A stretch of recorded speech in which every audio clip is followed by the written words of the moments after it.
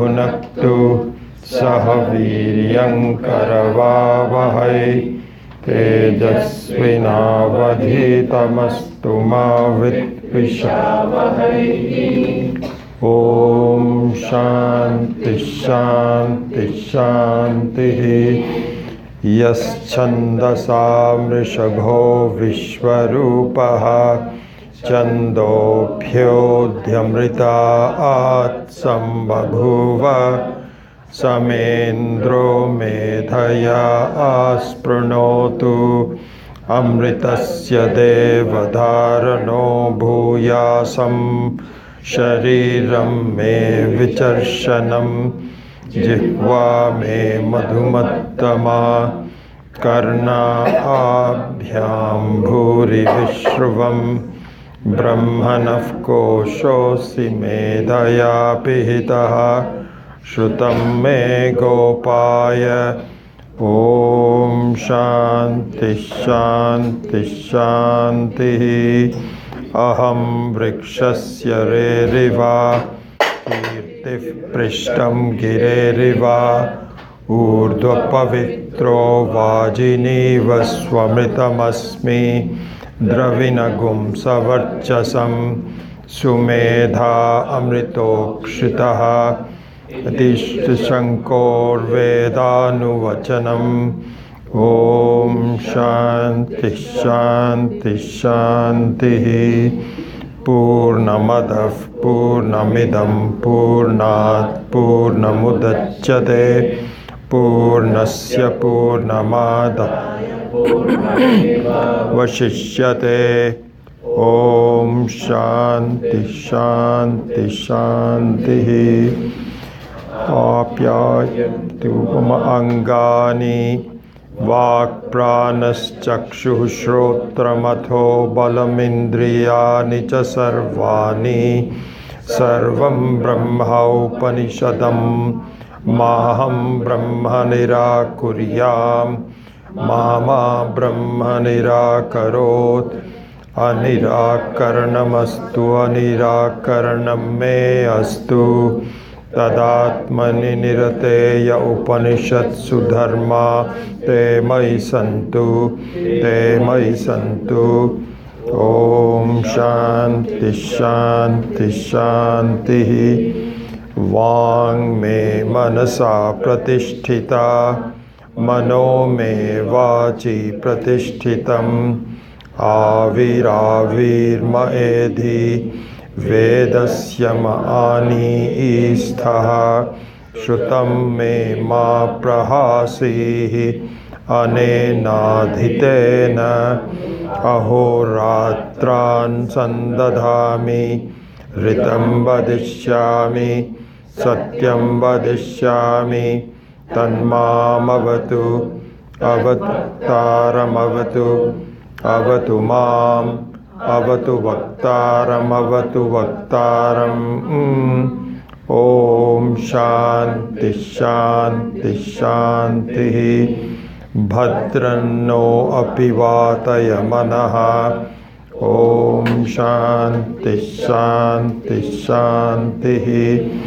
भद्रं कर्णेभिः शृणुयाम देवाः भद्रं पश्येम अक्षभिर्यजत्राः स्थिरैरङ्गैस्तुष्टुवागुंसस्तनूभिः व्यशेम देवहितं यदायुः।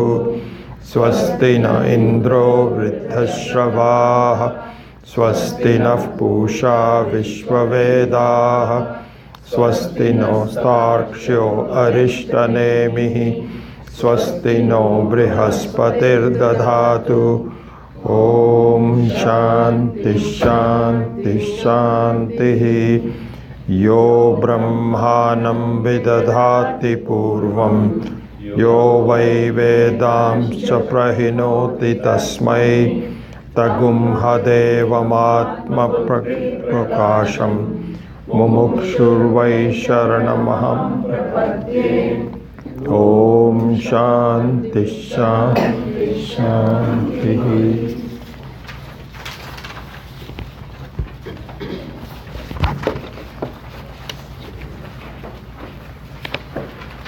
Let's do 6 verses.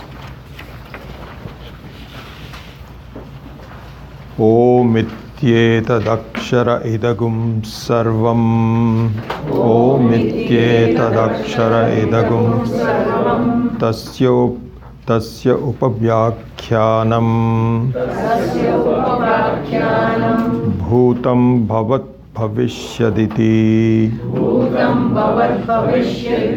Sarvam omkara eva. Sarvagum hyetad brahma. Ayamatma brahma. Soyamayamatma. Chatushpat. Jagritasthano bahishpragyaha. Saptang ekona vimshati mukhaha.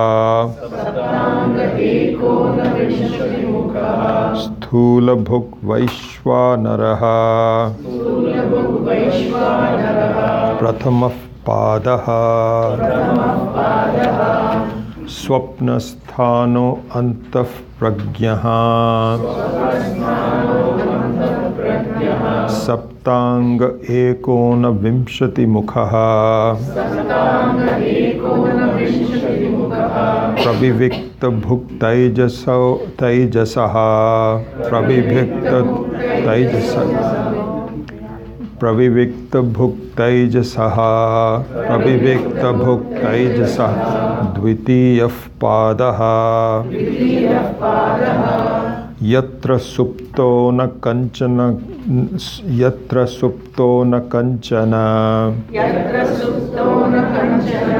Kamam kamayate. Na kanchana swapnam pashyati. Tat sushuptam. Sushuptasthana eki bhutaha. Pragyana ghanaha. Eva anandamayaha. Hyananda bhuk cheto mukhaha. Pragyaha tritiya padaha.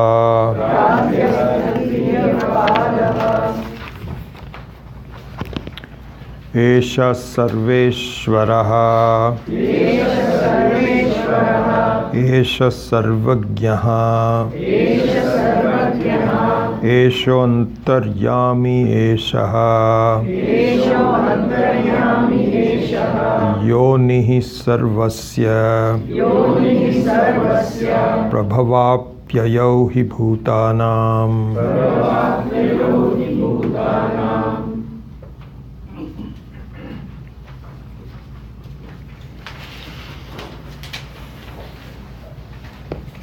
So this Mandukya Upanishad is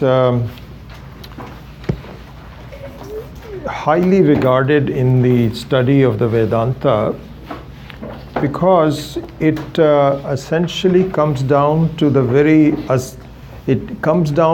essential basics of how we should view ourselves. It's a remarkable creation by Ishvara. Absolutely, the more you study it, you begin to appreciate the handiwork of Ishvara. Just an amazing thing. And so what we should see is that we are essentially Brahman, essentially Ishvara, but we are created to transact with the world. So there is a creation, sort of like an apparent creation, which is a creation is an apparent creation. But the apparent creation is very intricate, just an amazing. I think that really the best analogy would be a actor who is acting in more than one film at a time. This is exactly what it is. And you may have some variations about the films. One of the films is very quick. Maybe just, maybe just could be just a play. Another film requires a lot of practice, a lot of different, it may go on for a couple of years. That's the Jagrat Avastha. And then you have perhaps a film in which you are just studying. You're not doing any acting, but you're just, you're not a film, but some activity where you're just studying. You're not doing a lot of acting. And then you rotate between them. So really speaking, the human life, any life, but especially the epitome of the life, which is the human life, it should be considered to be a very beautiful handiwork. And only when we view the whole thing, how we apparently are acting, but really not acting, because the actor remains the same. The roles that it takes up are many, but the actor itself remains the same. And in analyzing my life and how it transacts, how it unfolds, what am I doing? How am I acting? In analyzing this, when you get a complete picture, then you have a little bit more substance in understanding that you are the actor, not the role. And I find that in sometimes, and this is the thing that our acharyas also, all the shastras say, that it's like a person who is inebriated, who has had some alcohol or some other drug, and you are lost in your acting. Like a person who has had some things to drink and he's moving around doing some dancing, and he's just so taken in by the dancing. There's so much movement and the rotation and music and so on and so forth. You have no idea who you are. You don't know that you are, you are some kind of a scientist doing something very important or anything. You just forget about all of that. And you are under the effect of the alcohol and the activity that is going on combined. It is something like that, really. Our acting in our life is something like that, and it is not. This is what all the Shastra says, that the Maya Shakti is one, it is like a very powerful drug. And a drug whose effect will wear off if you work at it. You can accelerate it. And once that happens, you begin to regain your true essential identity. Your identity is never lost. It's not as though the actor who's acting and who's drunk and who's dancing and so on and so forth, it's not as though that person was ever not there. But the recognition of that person in terms of who am I, what am I doing, what am I not doing, is lost or is suspended for the time being. So this Mandukya Upanishad is a very important Upanishad because it goes down to the very basics of how your life is. And to draw your conclusions and to extract your identity from the false identity with the anatma. This is what needs to happen. It's really a question of identity. Who do you think you are? And we have in our thinking all kinds of identities are possible.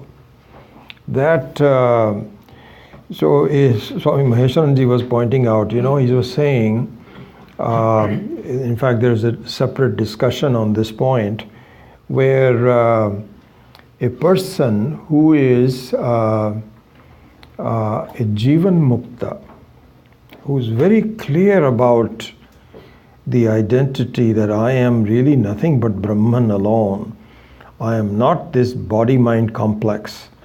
So that person is very clear about it. Now, suppose this person is at the end of his or her life. And it could be a painful end, it could be a painless end. It all depends on previous karmas. Those who die very quickly in their sleep are very fortunate. And others have to be dragged in. There's kinds of, you stop breathing and you have tubes all over the place and so on and so forth. Anyway, so Swamiji was saying that if you sit, so there is a question. There is a question, a doubt. A doubt and a question by somebody was saying that supposing there is a Jivan Mukta who's very clear about that I'm unaffected by all this and so on and so forth. And if that person is in the end of the life and there are some problems happening, let's take some problems happening, it's not dying in sleep, then would it not really be affecting his sense of who he is, that I am not dying? Swamiji says no. He gives an example, beautiful example. So he says, suppose a person, a normal person who is not a Jivan Mukta, who's just at the end of the life and there's having some problems and he's about to die really. Or even if he's not sure whether he's going to die, but it's a very serious problem. He don't know whether he'll survive or not. And so in and through that, supposing he's in dire pain, and he's saying, my goodness, I want to just leave, what's happening, this, all kinds of things. If the doctor asks him, are you a man or a woman? He'll say, I'm a man. Okay, so stop bothering me. So this is a very important thing. If you know your identity as a man, it's interesting. I just had last night, one of our relatives gave birth to a baby, and my son was holding the baby and was telling me that it was such a remarkable thing that a 3-hour-old baby he was holding. My wife's nephew and his wife gave birth to a baby last night. So this baby doesn't know that it's a she. She's looking around and, and probably just opening her eyes and saying, what's happening here? What's going on? This, that, or the other, and just seeing lights and people holding her and so on. But she doesn't know she's a woman. So that will come after a while. And once it comes, then for the remainder of the life, although now there are sex changes, it confuses the heck out of me. I have no idea what's going on. Well, leave aside that. I don't even read about it, or I'm not interested and so on. I have no idea how that all happens. But for the rest of the life, her identity that I'm a woman will be absolutely incontrovertible. You have to think about it. Even if you are in dire pain, you will not think about it. So similarly, Swamiji says that if the doctor asks this patient who is in great pain, hey, are you a man or a woman? Who are you? Then that knowledge, that identity will never be forgotten, in and through all the problems and so on and so forth. Similarly, the identity of Jivan Mukta is even though the body is having problems, there's pains, there's this, that, or the other, you'll never forget that I am Brahman. It is not something that you'll say, oh, let's see, I'm having so much pain, maybe I'm Brahman, I'm not Brahman. No, not like that. So really speaking, closing off the what I was just talking about is that the whole thing is about our identity. If we are drunk and are on drugs and we are dancing around not knowing who we are, then my identity is that I am just having fun, supposedly. I'm just dancing and so on and so forth, and my identity with the fact that this is not who I am. I am really a scientist, a serious person, and so on and so forth. What am I doing this?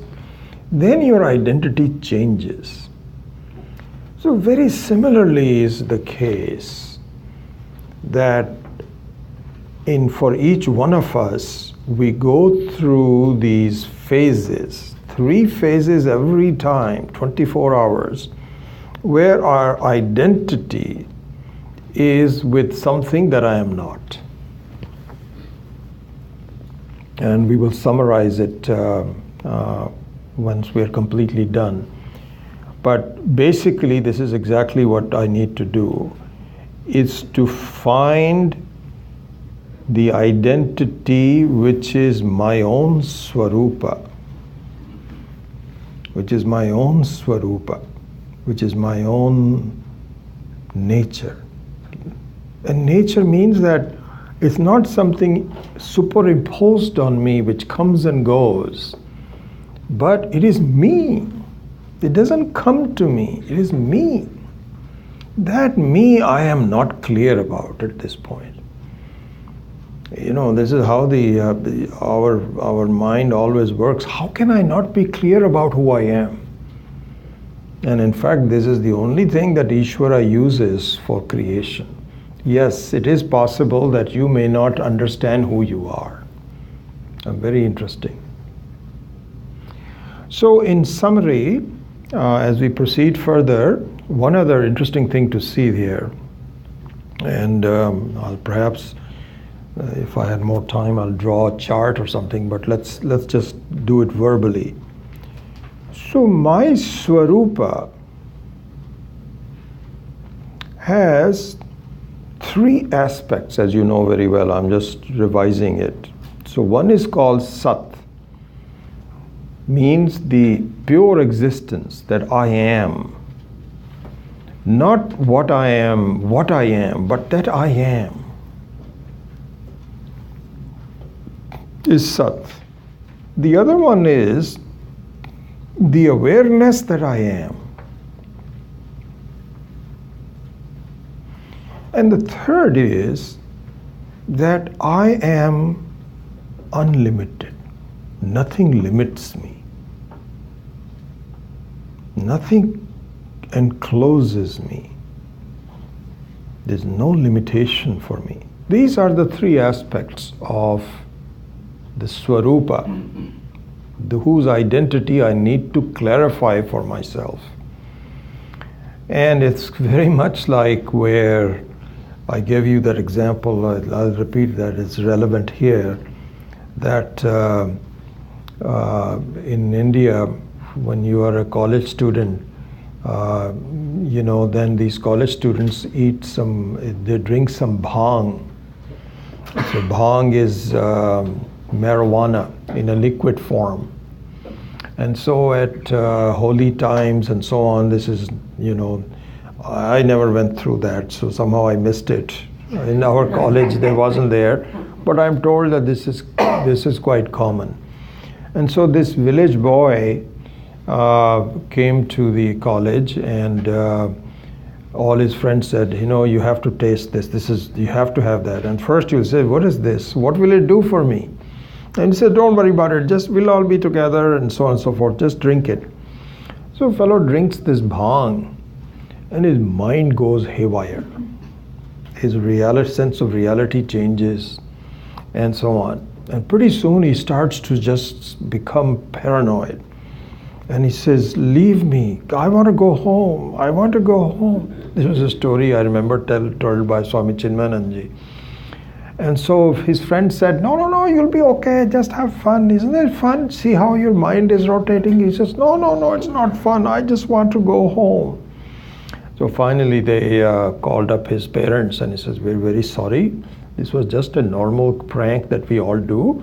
But your son is having hallucinations and we're not able to control him. So will you please come and get him? So the parents came, and all this time the son is saying, I want to go home. I want to lie in my own bed. I want to go home. So the parents said, okay, we're taking you. They took him in a car. They took him home. And he lay down on the bed, but the effect of the marijuana, bhang, was still there. I want to go home. And so the parents said, you are home. You are home. This is your own bed. He says, no, I want to go home. What he meant to say was that please remove the sense of this bhang from me. The fact that he was home, even though he was home, was lost on him. And I remember Swami Chinmayananda used to say that, Hari Om. So please says, Hari Om. Hari home. Hari back to home. It really is our situation, honestly. I think this is a very apt example that we are moving around in a kind of a strange situation where I feel I'm limited and I've got all these problems and I'm struggling through it, when in fact, I am home. So what needs to happen is to understand that my sense of assumed identity with all that I am putting on myself is wrong. And it is going to take a little effort for me to calm down and regain my whole identity, which is Sat, Chit and Ananda. Satyam, Jnanam, Anantam. Ananda and Anantam are the same. So in doing so, some very interesting thing that happens. This is what I was saying, that I can draw a chart. So in each of the 3 movies that I'm acting on, one is Swapnavastha, a dream state, one is a Jagrat Avastha, and one in the Sushupti Avastha. In all these 3 movies, the way I'm transacting is as follows. I am seeing a movie in which the predominant aspect of my Swarupa, Swarupa being Sat, Chit and Ananda, out of these 3 aspects, and they are the same thing, they are not 3 different parts, as we will explain some other time. So it's the same thing. I can even explain it a little bit here. So for example, it is said that if you take fire, okay, so the fire has 2 basic aspects to the fire. One is light and the other one is heat. And it is not necessary that the light and the heat, even though it is the Swarupa of fire, but it is not necessary that both heat and light display themselves equally at all times. It can be that you have a lamp which is not giving any heat to the whole room, but it is lighting up the room. Or it can have a conflagration which is both heating as well as lighting. So the same thing can display different aspects of itself. So if we see that, then the Satchit Ananda is the same way, where it displays different aspects of itself differently. How and what do we mean by that? So in these three movies, Swapnavastha, Jagratavastha and Sushupti Avastha, here's what happens. You are looking at a picture, and the picture is that of the experiences of the world to you. That picture, the predominant aspect of Satchidananda is Sat. Yes, there is some chit, there are people moving and so on, so things look alive and so on. But in terms of the three aspects of Satchidananda, the predominant aspect is Sat. So this is the movie that you see. Now let's go to another one, which is the person who is seeing the movie.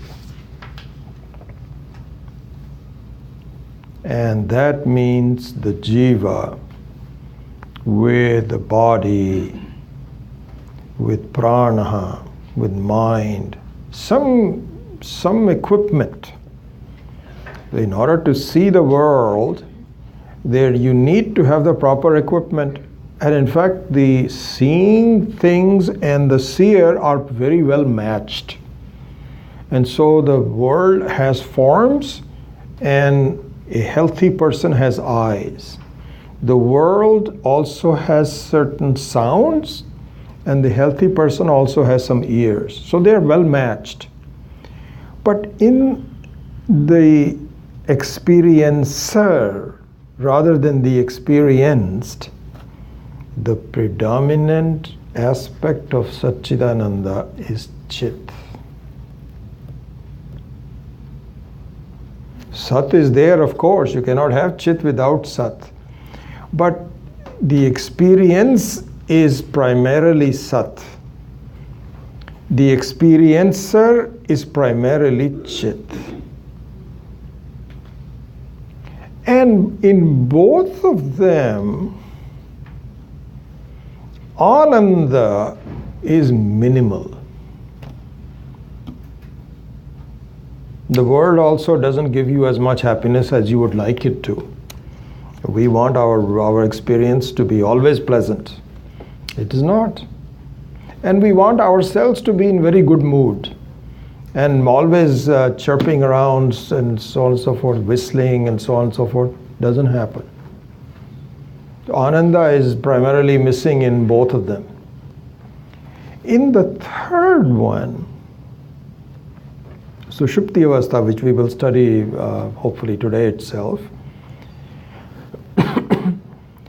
you have Sat, Chit, and a much heavier dose of Ananda.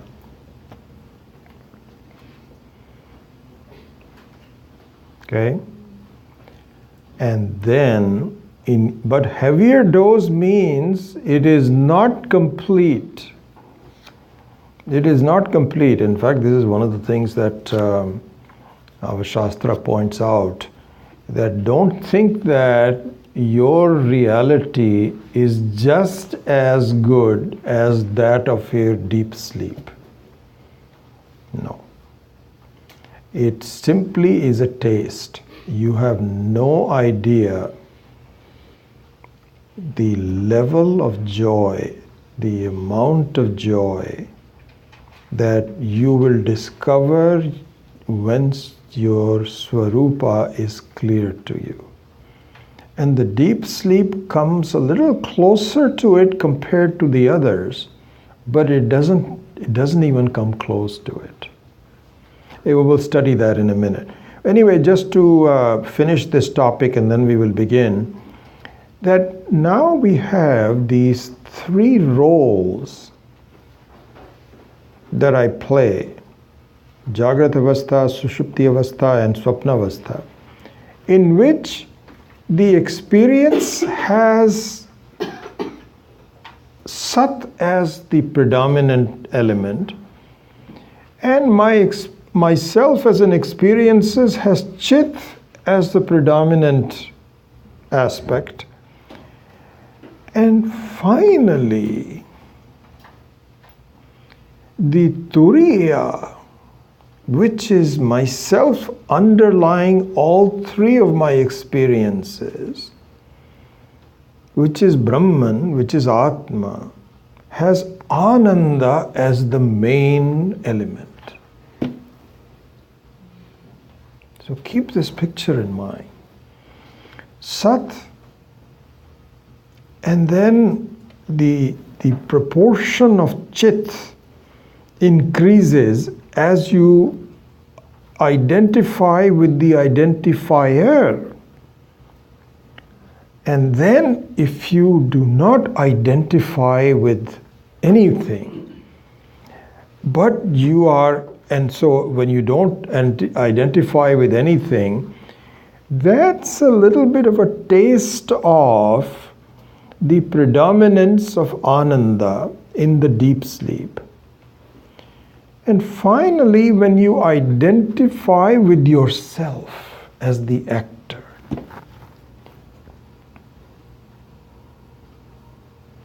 then the Ananda aspect predominates. Here there was there's a doubt here which says that, didn't you tell me that Brahman is all pervasive? So yeah, we said that it is all pervasive.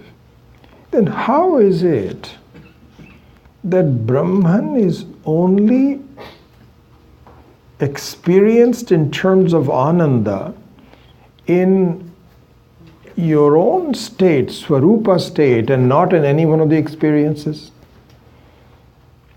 So the answer to that is that sometimes it's very possible that you can have a sun falling,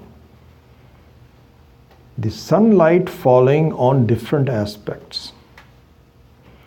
And one aspect of that is that it is falling on a wall. It's lighting up the wall, and even if it is a direct sun, so this is a good example. So there's a sun falling on that wall, directly falling. And you can tell this is a sunlight. But suppose I have a mirror there instead of a wall. Then what you will see is the full intensity of the sun.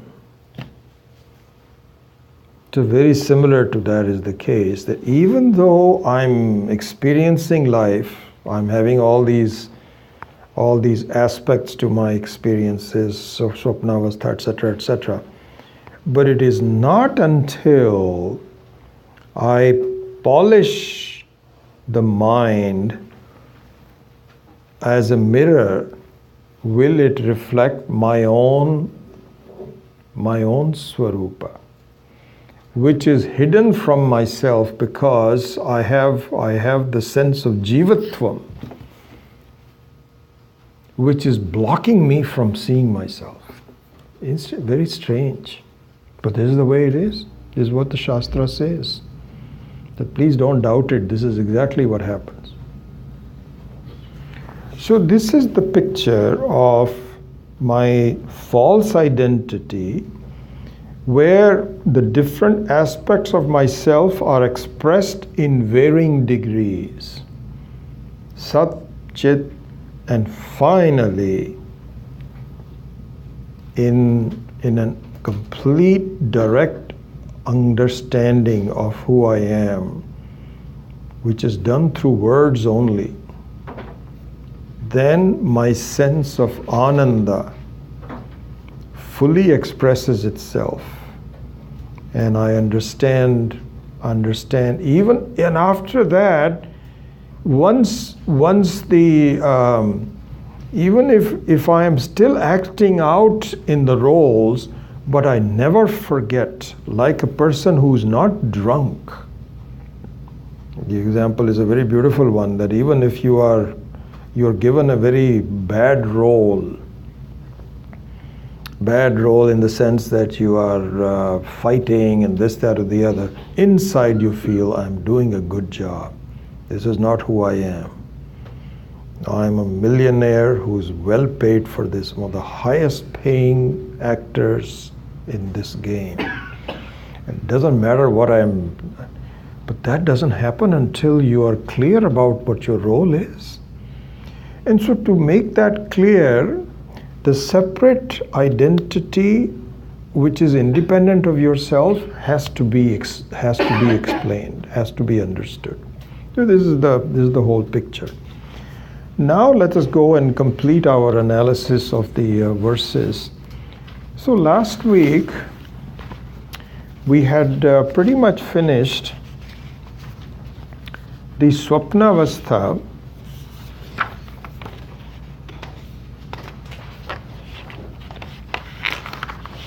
with one word which was not done, and that one was Pravivikta Bhuk. Swapnasthanaha, verse number 4. Swapnasthanaha antahpragyaha saptanga ekona vimshati mukhaha. Then Pravivikta Bhuk. Taijasaha dvitiya padaha. So really two words that we have. This is interesting. All these in these Vedic texts and even the Smriti texts that are well done, each word has to be understood. Why is it there? And not because of any scholastic reason, but each word is specifically there to clarify your own doubts. This is how your mind works.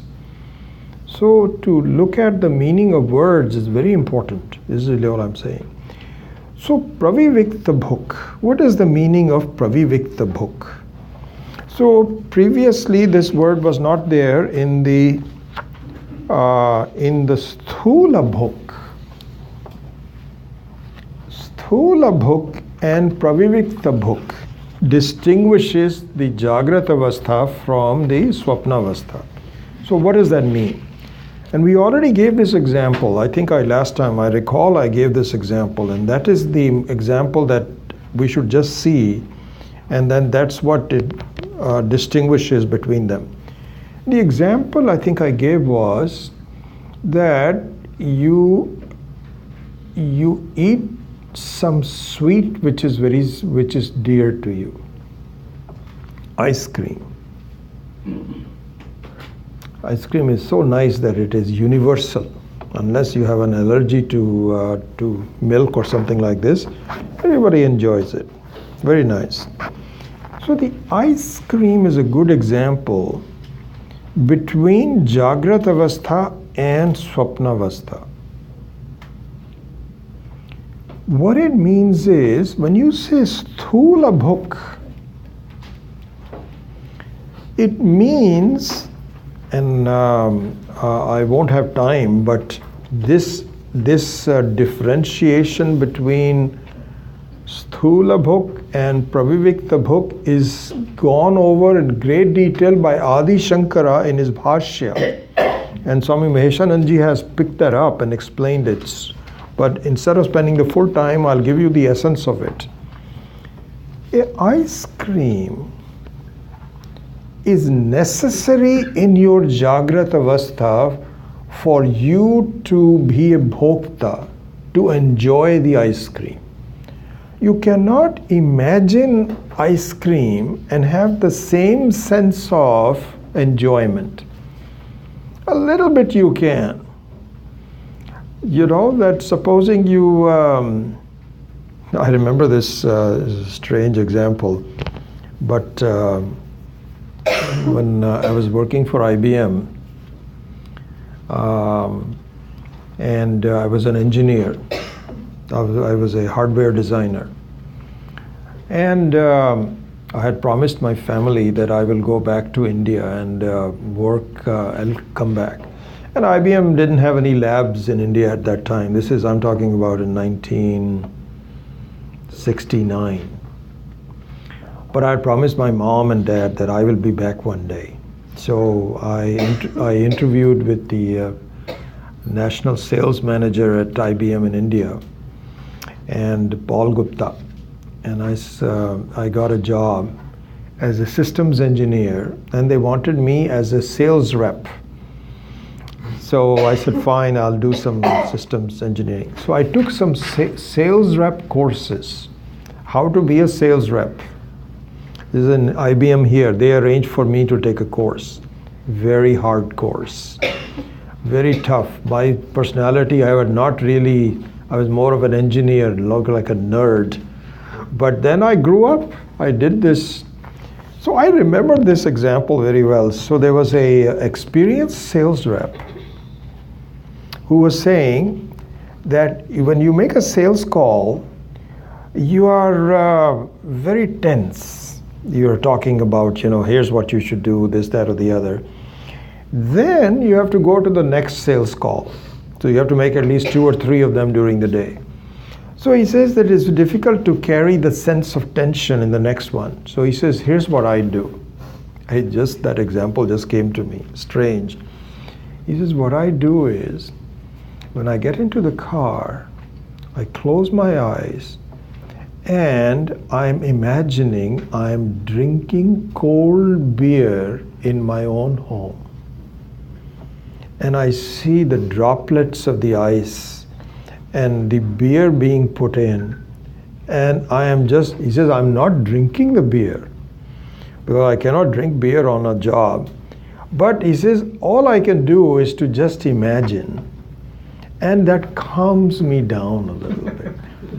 It calms me down, and so now after a while, I tighten my tie, and I'm ready for the next sales call. I remember this so well. He was explaining it. Everybody was writing it down. Okay, I think we should do the same thing. I was thinking, what is this? Anyway, you can do that to a small degree, maybe 5%. But you cannot evoke the same bhoktritvam by imagining ice cream. Supposing you are in a bad mood and you're fighting, you're a teenager, and he says, please don't do that, just imagine ice cream. And they'll say, that upsets me even more. So sthula bhuk means that the experience must be sthula. It must be real, it must be tangible for you to become a bhokta. Opposed to that is pravivikta bhuk. And the explanation of the word pravivikta means separated. Very beautiful word once you understand the meaning of that here. So pravivikta means separated from the of an object of an experience. Vivikta, pravivikta, prakarshena vivikta means that in the swapnavastha you have no ice cream. The sthula ice cream is not there. But you know what? This is a very interesting thing. You can actually have an experience of the ice cream without having the ice cream, but only in swapnavastha, not in jagratavastha. There you can have it. In fact, we do. Another example of that, all this will come in great detail in the Karika. But another thing is that there is no light in the swapnavastha. But there is light. In the jagratavastha, you cannot be moving around without real light. It has to be there. Before the sunlight, something has to be there. Some light has to be there. But in Jagrat Avastha, you have a light without having a light. Pravivikta bhuk. That is the meaning of this word pravivikta.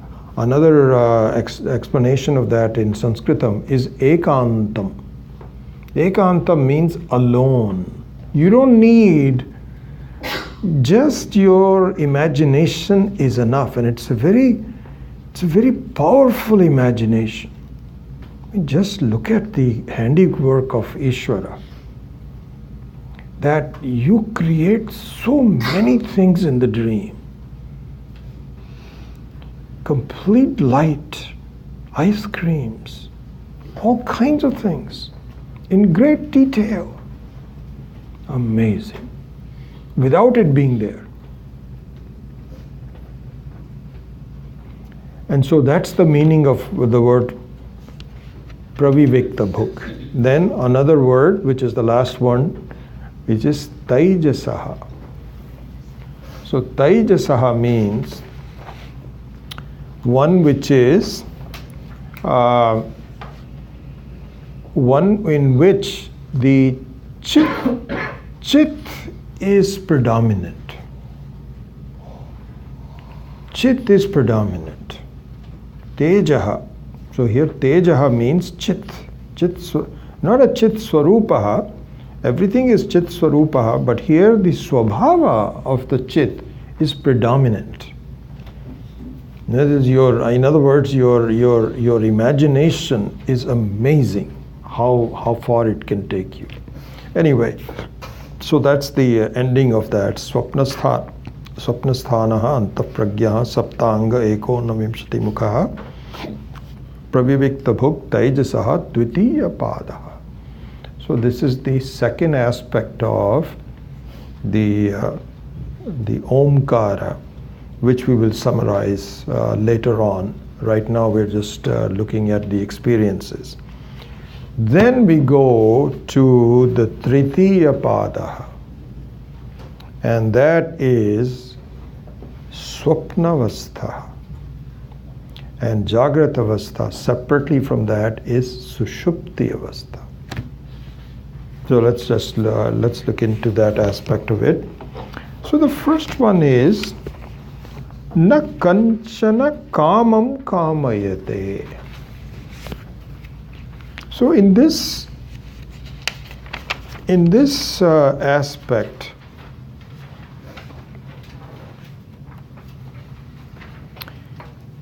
your sense of desiring something specific is not there.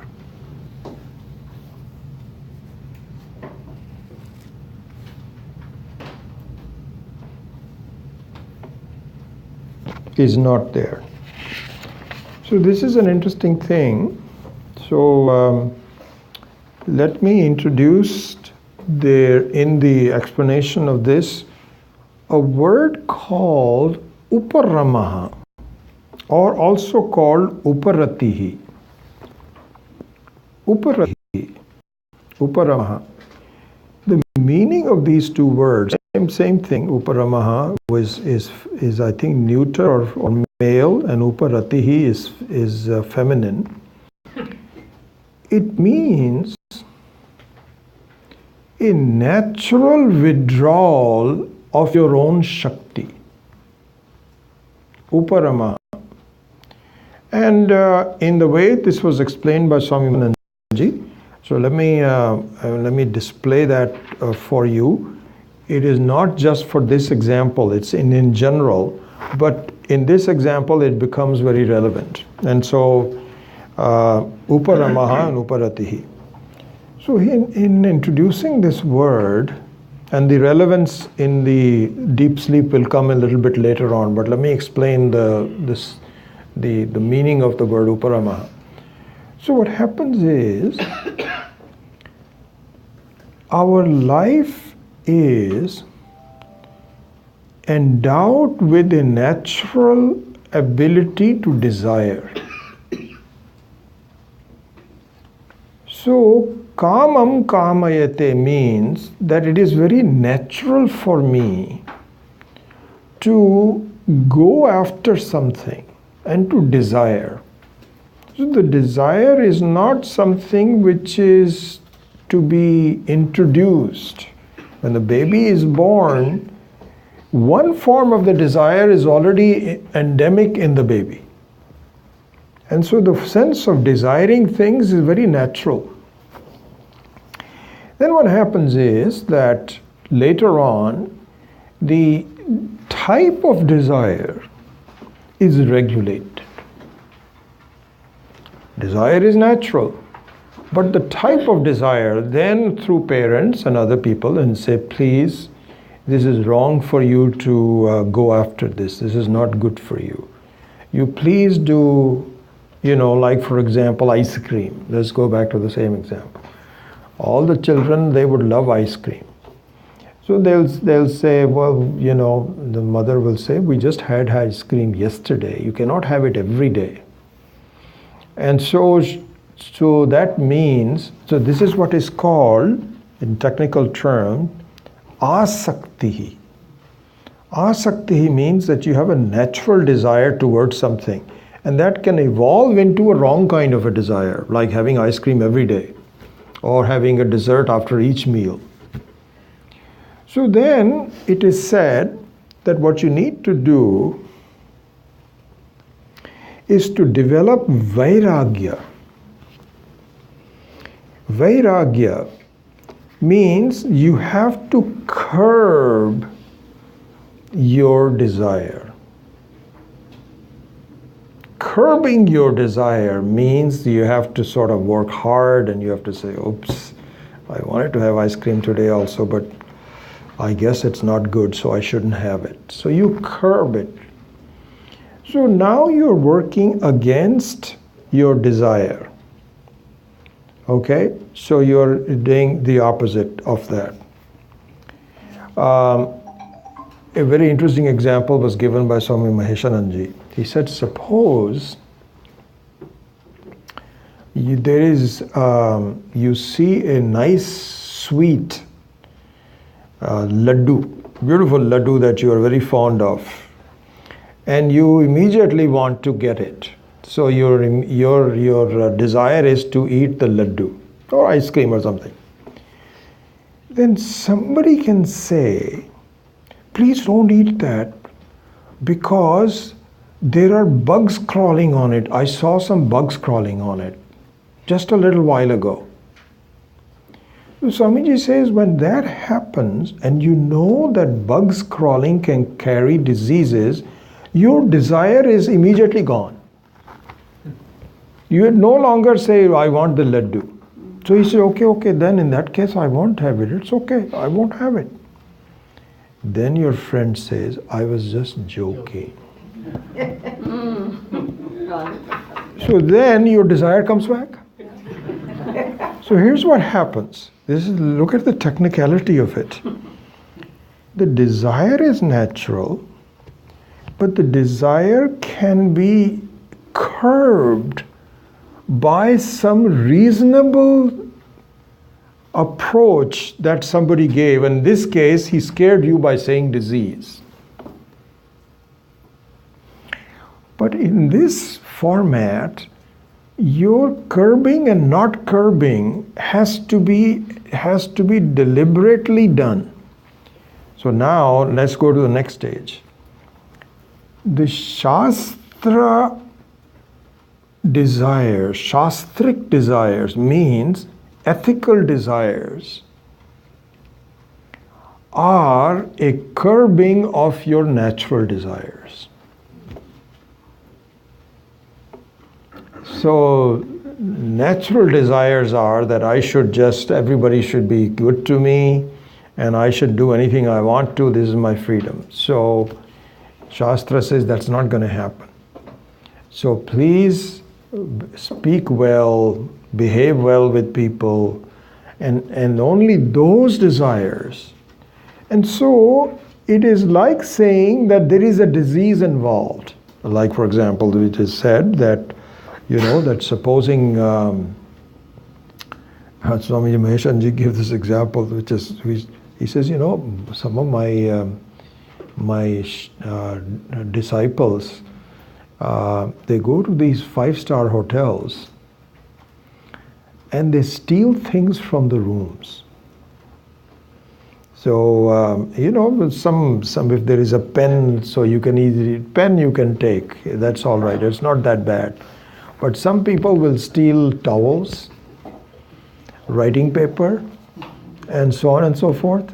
And they come in and he says the worst part is they tell me and brag about it.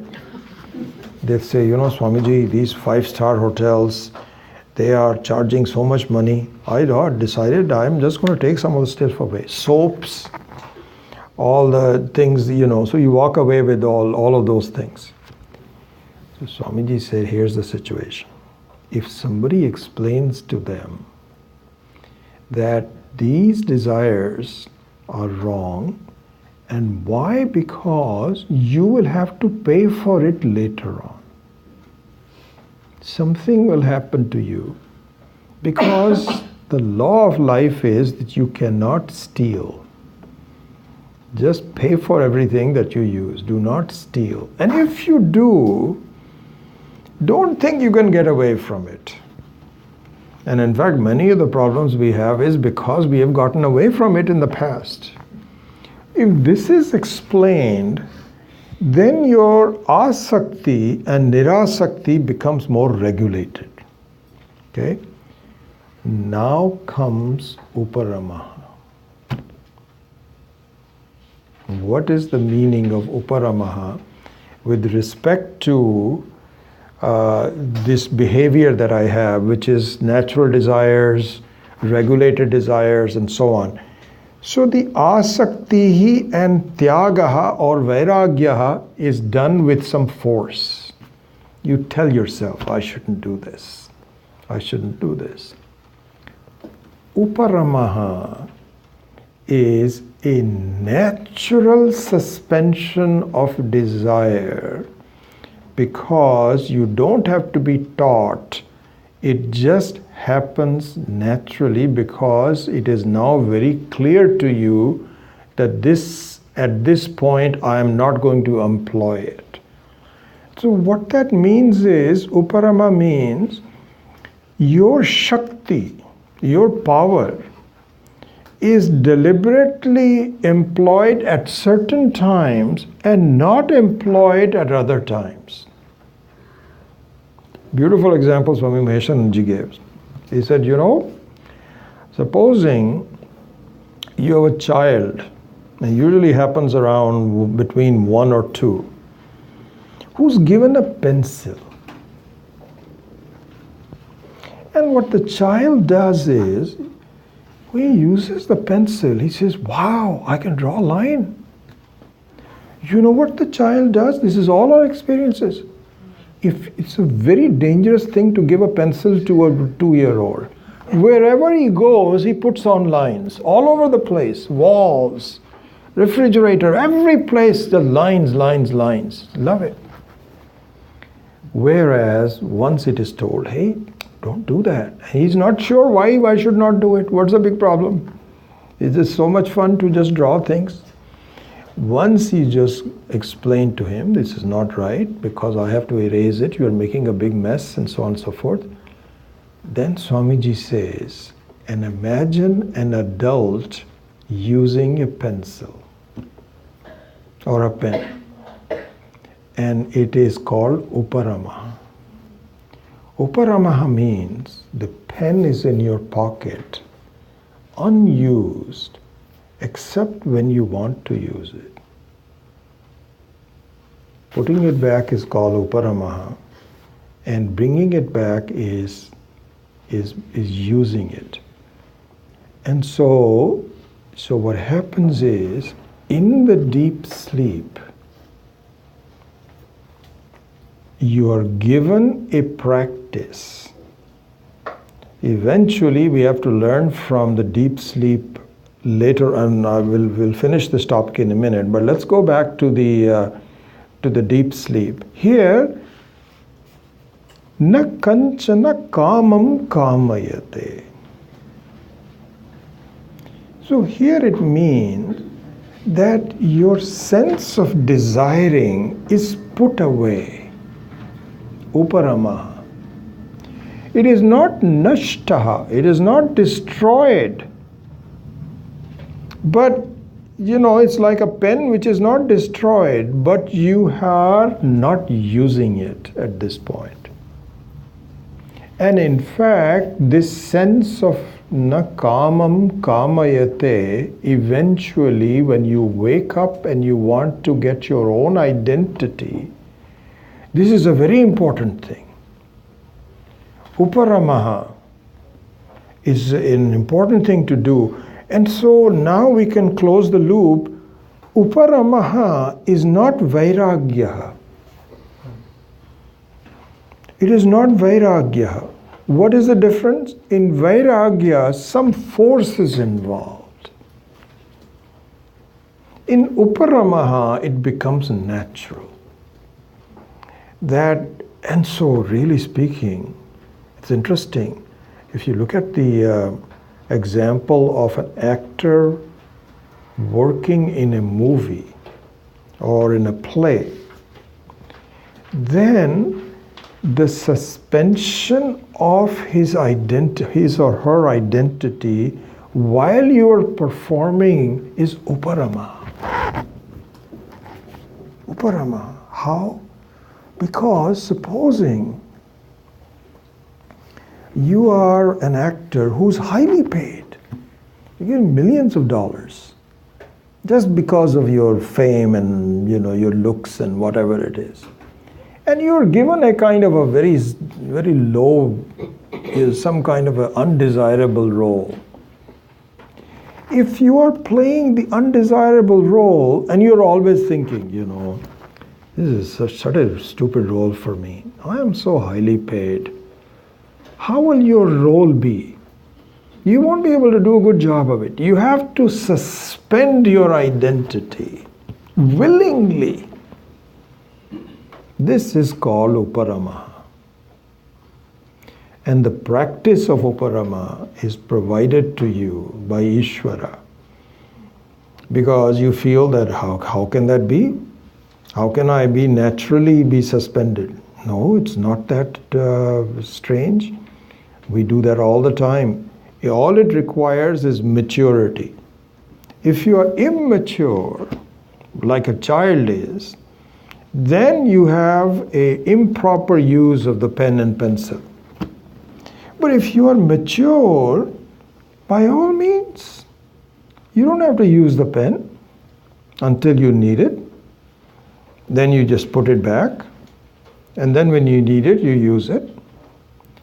So in the Sushupti Avastha, the first thing you are given a practice of is, and in fact, finally, the other thing is, this is an important thing to see, is that our natural cause and effect situation is also suspended. What do we mean by that? In the Jagrata Avastha, through my false identification, my feeling is I have to do something in order to be happy. This is a very important thing. A deep sort of embedded feeling that I gotta do something because I'm not happy the way I am today, and I've got to change something. And so then you embark on things, and you are successful also to a certain extent. That makes it even worse because you feel, see, last time I was just sitting there and moping, and I did some things and I became happier, so I got to be more active from next time on. This natural cause and effect is broken in deep sleep. In deep sleep, you're happy without doing anything. And from there, we should not take the feeling that somebody says, hey, you got to do dishes, and you say, I'm sorry. My teacher told me I don't have to do anything and I'll be just happy, so I am not doing anything. But this is an important thing to see, to break that natural thinking that, Swami Dayanand used to say that, I think I've explained it to you, that it's very interesting that we all carry with us a long list of things that I wish I could finish in order for me to be happy. Because when I interview someone and say, tell me about your life. How are you feeling? Yeah, I'm okay, but there are a couple of things. What couple of things? Well, this is what happens to people who are when their time about 50, 55.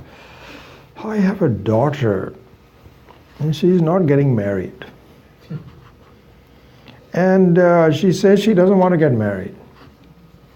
And she's very busy and this, that, or the other. And so you'll be a lot happier if your daughter gets married. Oh, I'm just writing it all down. Yes, that's it. Anything else? Well, I'm putting on too much weight. I wish I could just, all right, put that down. Losing weight and so. Like that, we have about 20 things that we carry with us. And we postpone our happiness. I'm not going to be happy until my daughter gets married, I lose weight, I get a better job, and all of these kinds of things. And all of a sudden, when you are sleeping, or Swamiji used to say, this is why, which I cannot do. He was such a jokester. He used to have a list of jokes for everybody. And so he will at this point, he will actually tell a joke and everybody will be laughing. So he says, now, tell me, which of your things that are suspended have been taken care of? Aren't you just happy just with this silly joke? And then, that's it. And so the deep sleep, na kamam kamayate. It's a very beautiful thing. You can be happy without desiring. That's the essence of it. It's a very interesting state. You can be happy. You're not completely happy, but you are substantially happy. So I'll stop at that and leave some time for some discussions and so on. But in this explanation of the Sushupti, the first one that we say, Yatra suptaha na kanchana kamam kamayati, na kanchana swapnam pashyati sat sushuptam. So Sushupta sthana eki bhutaha pragyana ghanaha eva anandamaya hi anandabhuk cheto mukha pragya tritiya padaha. So we'll continue with that for next time. Om swasti prajabhyav paripalayantam nyayena margena mahim mahishaha go brahmanebhya shubhamastu nityam loka samastha sukhino bhavantu kale varshatu parjanyaha prithvi sasya shalini desho yam shobharahitaha brahmana santu nirbhayaha sarve bhavantu sukhinah sarve santu niramayaha sarve bhadrani pashyantu ma kaschid dukkha bhag bhavet asvato ma satgamaya tamaso ma jyotirgamaya mrityo ma mritangamaya. Om Purnamadav Purnamidam Purnat Purnamudachyate Purnasya Purnamadaya Purnameva Vashishyate. Om Shanti Shanti Shanti. Hari Om Shri Gurubhyo Namaha. Hari Om.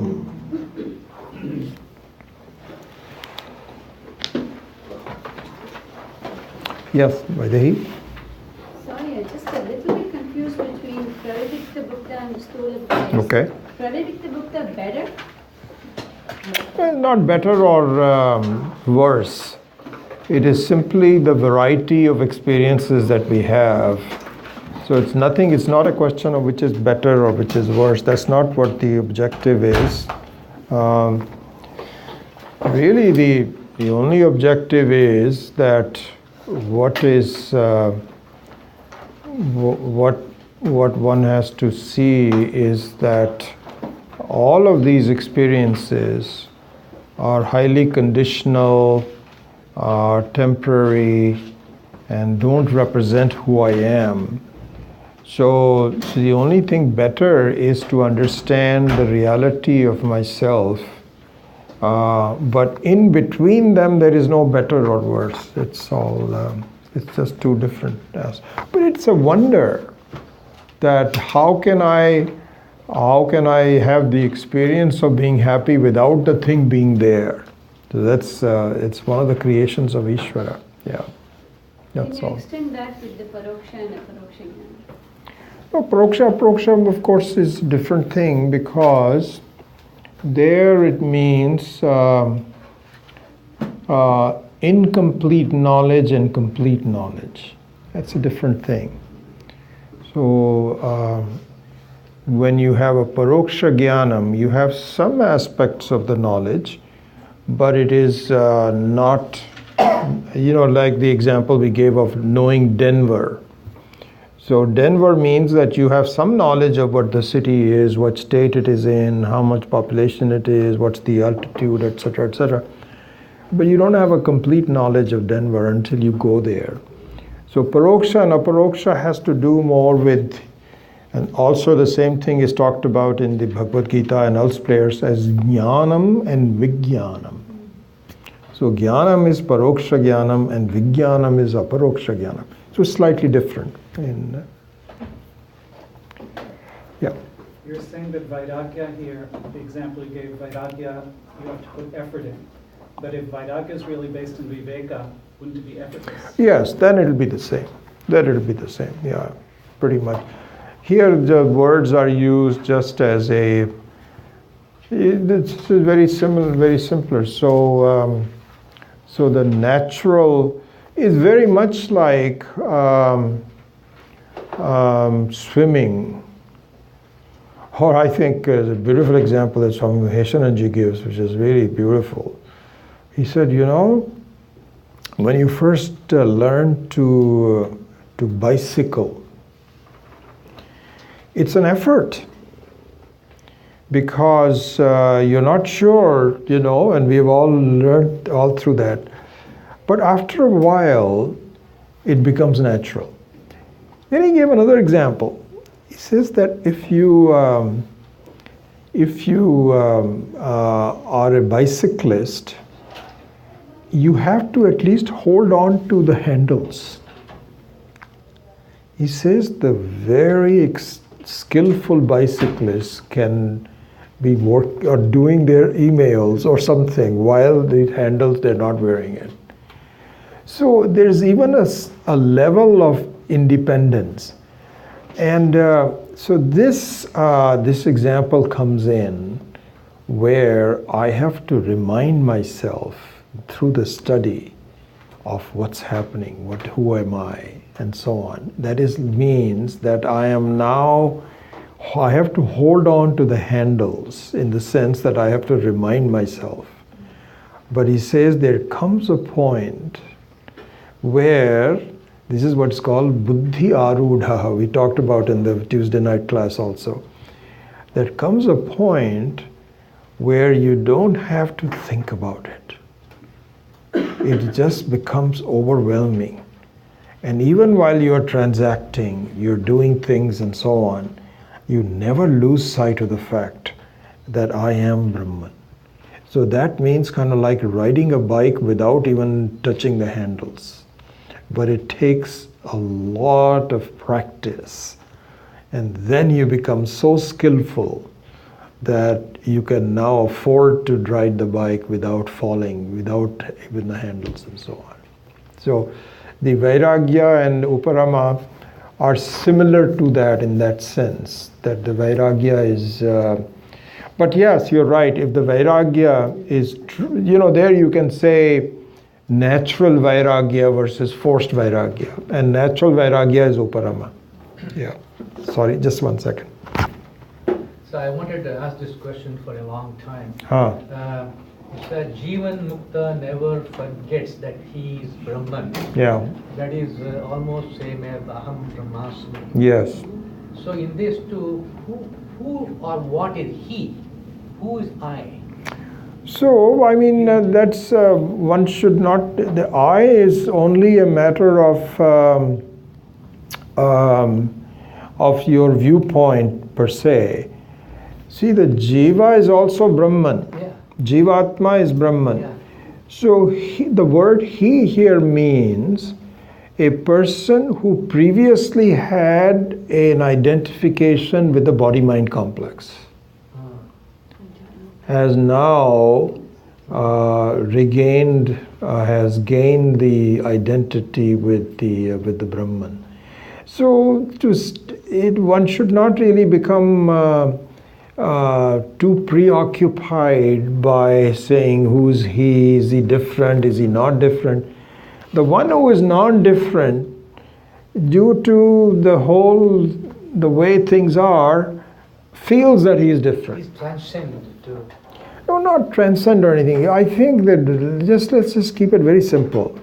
It is very much like if space had consciousness and the space did not know the full extent of his mahima, that I am unlimited, but is constrained by the walls of a room. So it becomes a room space. So there it is the same room space that understands that it is unlimited. I am actually enclosing the walls are not enclosing me. When that identity becomes clear, then, so in that example, the he is the same person who felt that he was a room space. And now the he becomes the same person who is no longer, limited. So one should not become too preoccupied by, is he the same person, are they different? It's the same person. But the level of identification. Or at that point, the Dvaitam goes into the Advaita. Yeah, I mean, if you want to look at it that way. So the Dvaitam is just a point of view. So in that sense, again, going back to the example, that by segmenting, the Dvaitam in this case would be, I am just this classroom space, and there is a kitchen space, a hall space. This is Dvaitam. But once you understand that really that is just a matter of talking, there's only one space, then it just dissolves into it. That's just a way of looking at those things. Yeah. Yeah, Navid? You mentioned Jivan Mukta and having discomfort and pain and all that. If he experiences those pain and bondage and all that, then what is the use of Jivan? No, the use is that you isolate it. So in our way of saying what is the use, it doesn't mean that the body problems are not there. But the thing is, the big difference is, at this point, until I'm clear about myself, I'm unable to distinguish the body pain as an isolated thing. I think that I'm in pain because I cannot distinguish between myself and the body.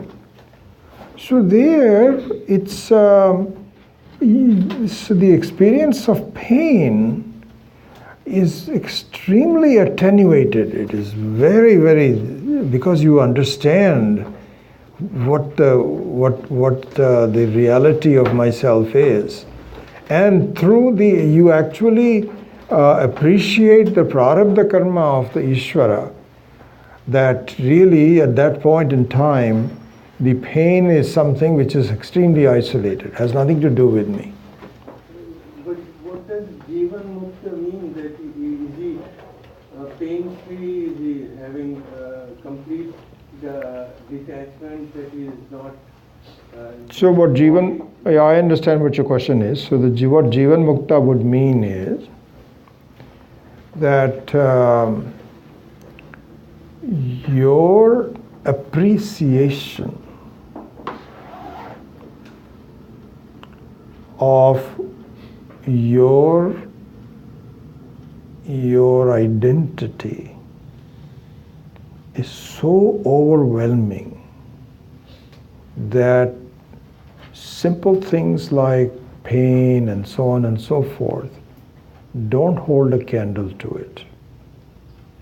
If you and I were to understand that we are beyond time, never born, not possible to die, present in all situations, not limited by anything. This is not an ordinary thing.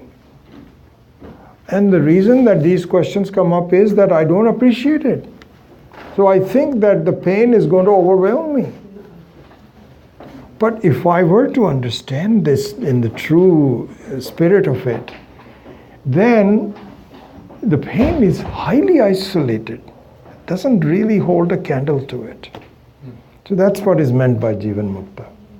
Jivan Mukta means it doesn't mean that you won't, and then you feel that if there is some pain, it is just temporary. It'll go away. It'll go away. I'll transcend it in all manner. We'll discuss that more if you want. Yes, one last one. Fine. Oh, I just have the thought and it's just, you answered yourself. yeah. See, this is what happens when you attend these classes. Your questions go out all by yourself.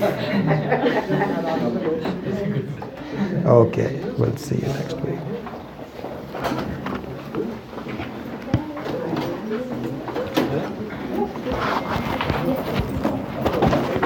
Now the next class, I can tell someone that can you take it back? You want me to take it back? Whole thing? Yeah, I'll take it. That Tuesday, whoever. Good, sure. Absolutely. Be glad to do that. We've been missing chanting of the second line of the first verse for the last 2 Saturdays. Which one is that? The very first mantra.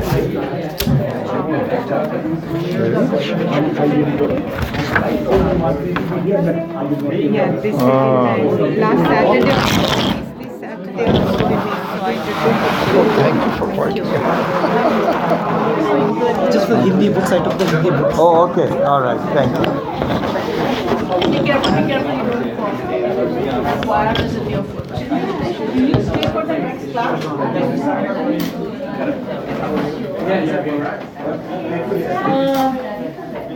I got this for you.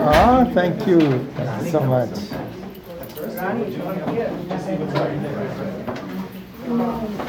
So I don't know.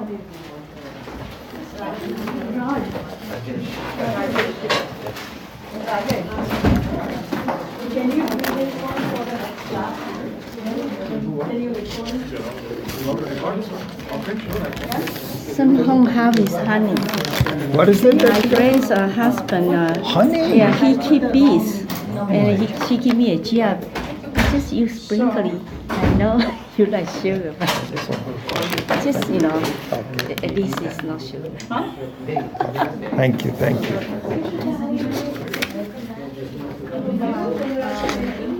have to go back to this one to create another one. I don't want to resume it. goes back into the Zoom mode. Huh? I did stop it. Okay. Do you want to? I did that.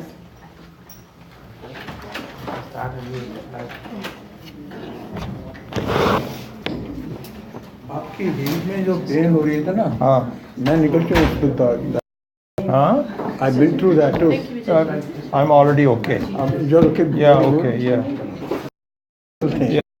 It's just amazing. Within 3-4 days, I was completely normally walking and so on. So, बहुत अच्छी उसने exercise बताई थी. Wonderful.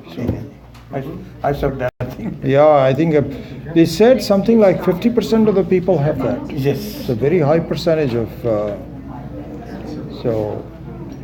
In my case, I never had it all my life. But a lot of people they have it even at an early age. Something we have to do. अब 3 घंटे आप continue बैठते हैं, blood circulation compromise हो जाता है. All has to do that. Exactly. I think also they say that walking Yes. with chappals Yes. creates it.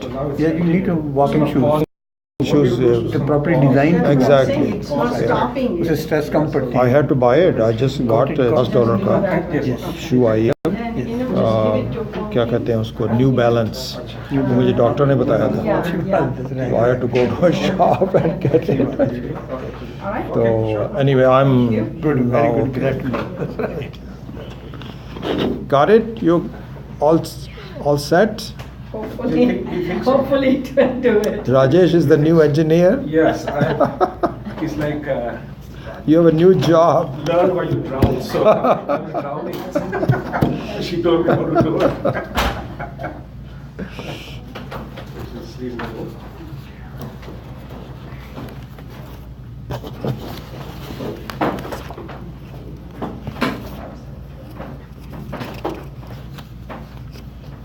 Viren, I have the couple of prayers that you had asked for. Yes. So,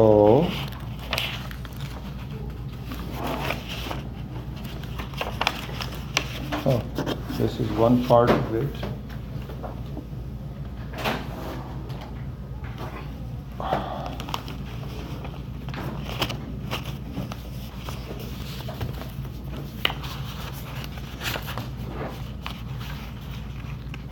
What happened to the other part? I brought it for you.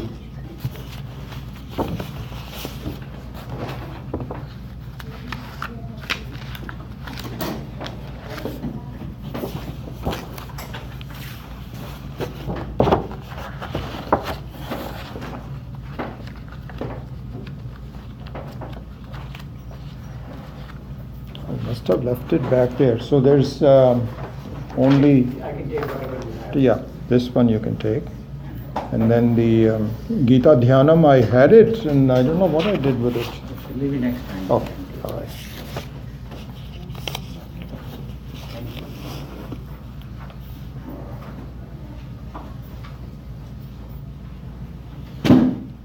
Okay, shall we start?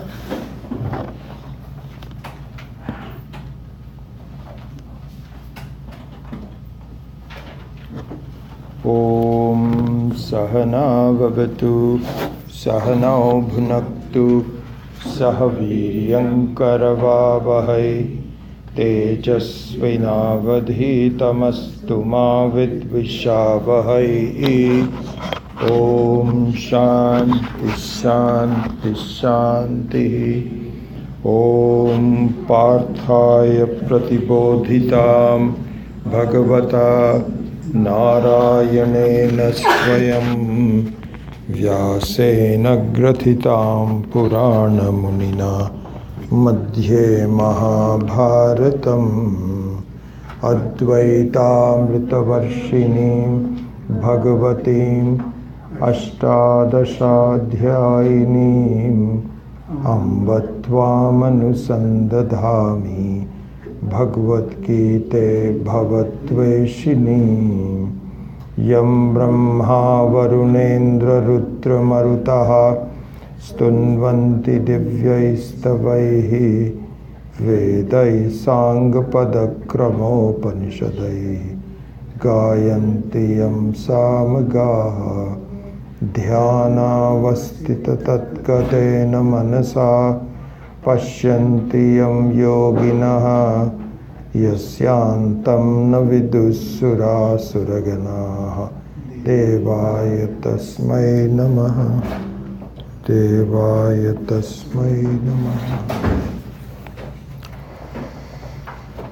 Okay, let us see.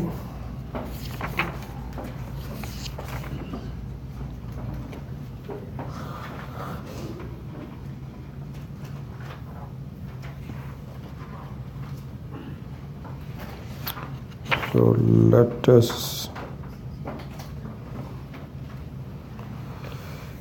chant verses number 21 through 25 of the 4th chapter.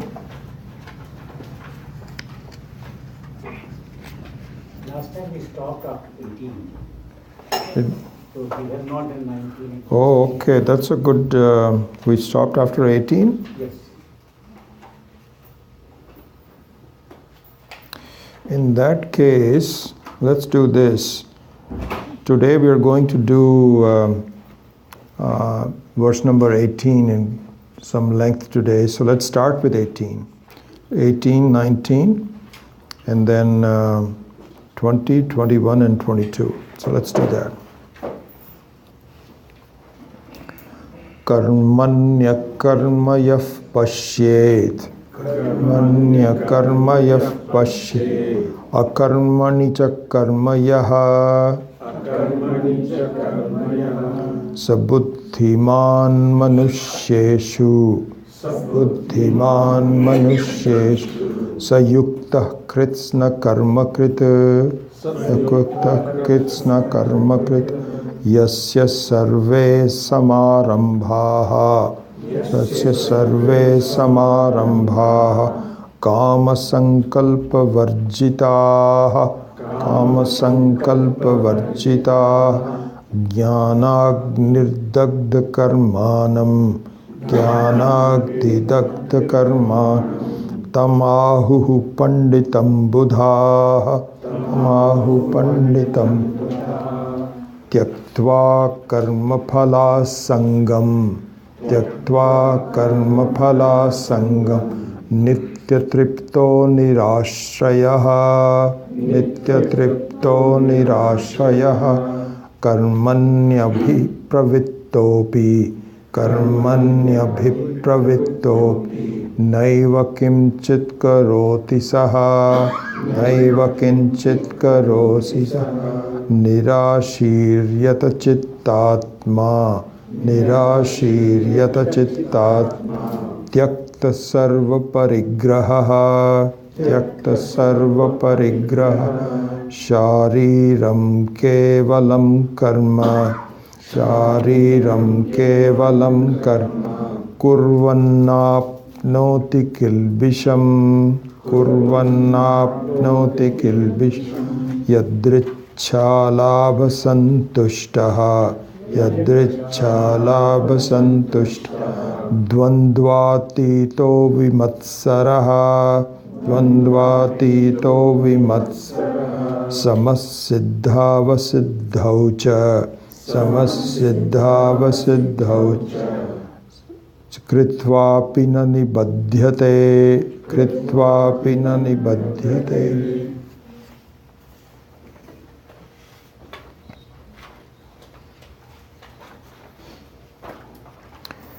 So it should be appreciated that the Bhagavad Gita is basically Jnana Shastra. It is karma and bhakti and so on are certainly discussed in great detail, but the crux of the Bhagavad Gita is that there is something that you need to reorient yourself on in terms of knowledge. And so the crux of the Bhagavad Gita is a Jnana Shastra. not a karma shastra. So, as such, there are certain portions of the Bhagavad Gita where the jnanam is directly talked about, and it is not hinted at, but it is directly talked about. And we saw that in the second chapter also, there was a portion where the jnanam was directly talked about. Here again, as we talked about last time, in this verse number 18 through 24, jnanam is directly talked about. And so this is a very interesting verse. So let's look into that. Karmani akarma yaf pashyet akarmani cha karma yaha sabuddhiman manushyeshu sayuktaha kritsna karma krit. So the meaning of that is that a person becomes very wise. The wisdom is attained if that person is able to see actionless inaction and action in apparent non-action. Then that person amongst all the people, Manushyeshu buddhiman yuktaha. This is a very strange verse. Normally, a person is supposed to be wise if you see things as they are. If you don't see things as they are, then you're not a wise person. So for example, if you look at this instrument as a recorder, then you are supposed to be a wise person. But supposing you think this is a camera, then you're not supposed to be wise because you don't know. It's very possible that you don't know what it is, and you may think this is some kind of a strange camera. Then we have to correct you and say you don't understand. This is a recorder, and it is not supposed to see things. It is supposed to hear sounds. That's what it is. So now, a person should be wise if you see action when action is taking place. And if there is no action taking place, you don't say there is any action, then that should be the wise. But it's just the opposite is being said here. That one who sees action in non-action and non-action in action is the wise person. So here Paramathananda ji gave a very beautiful example. He said, then it is said in our Puranas, this is a mythological story, I don't know that Vyasa, when he was composing Mahabharata,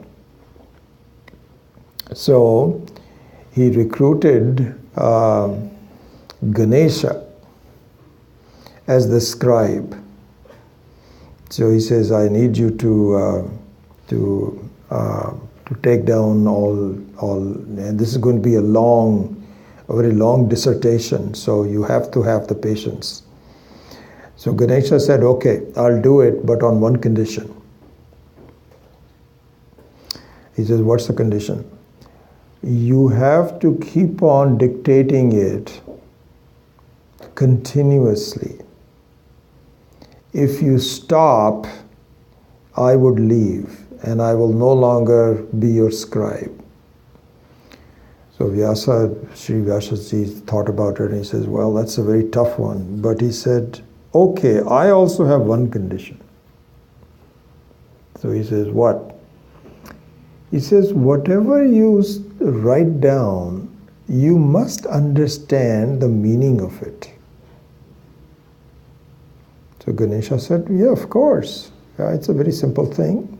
I think I know everything. So yeah, I'm accepted. They shook hands. They said, okay, do it.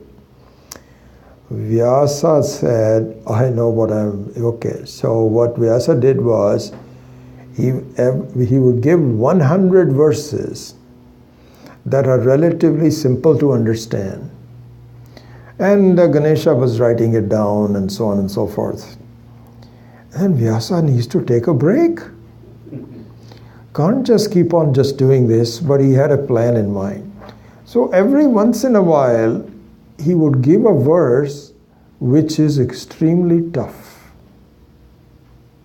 Extremely tough.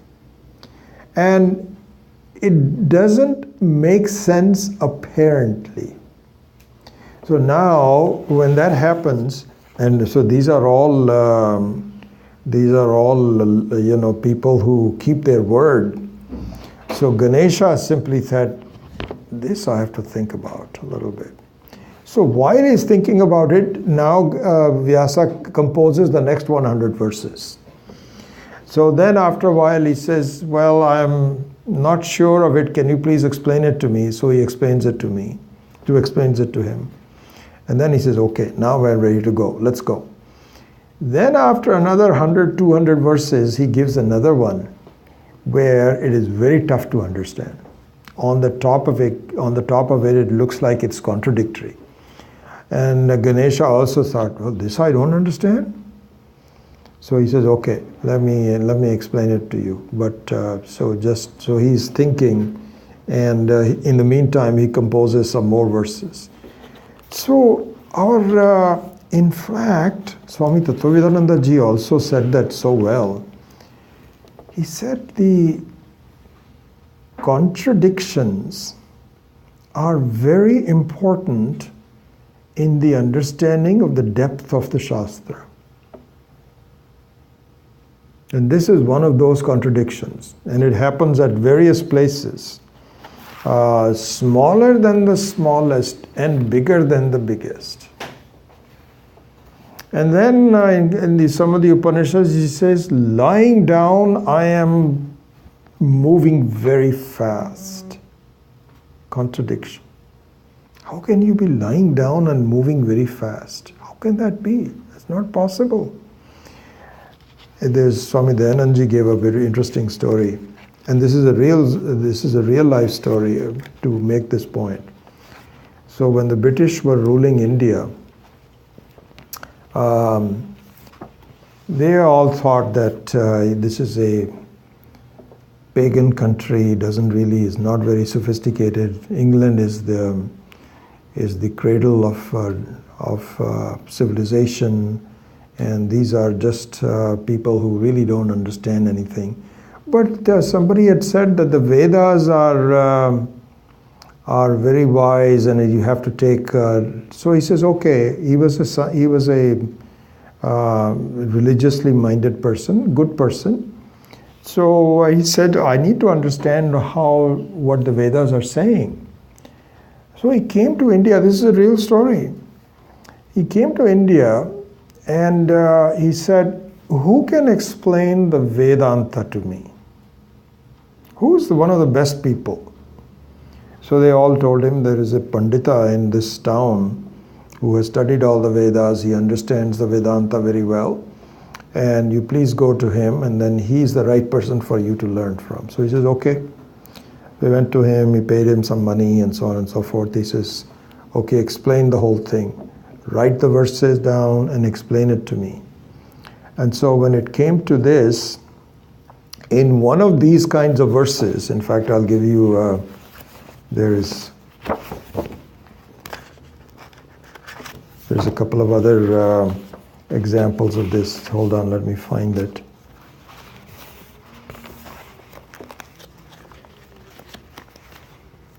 Yeah. So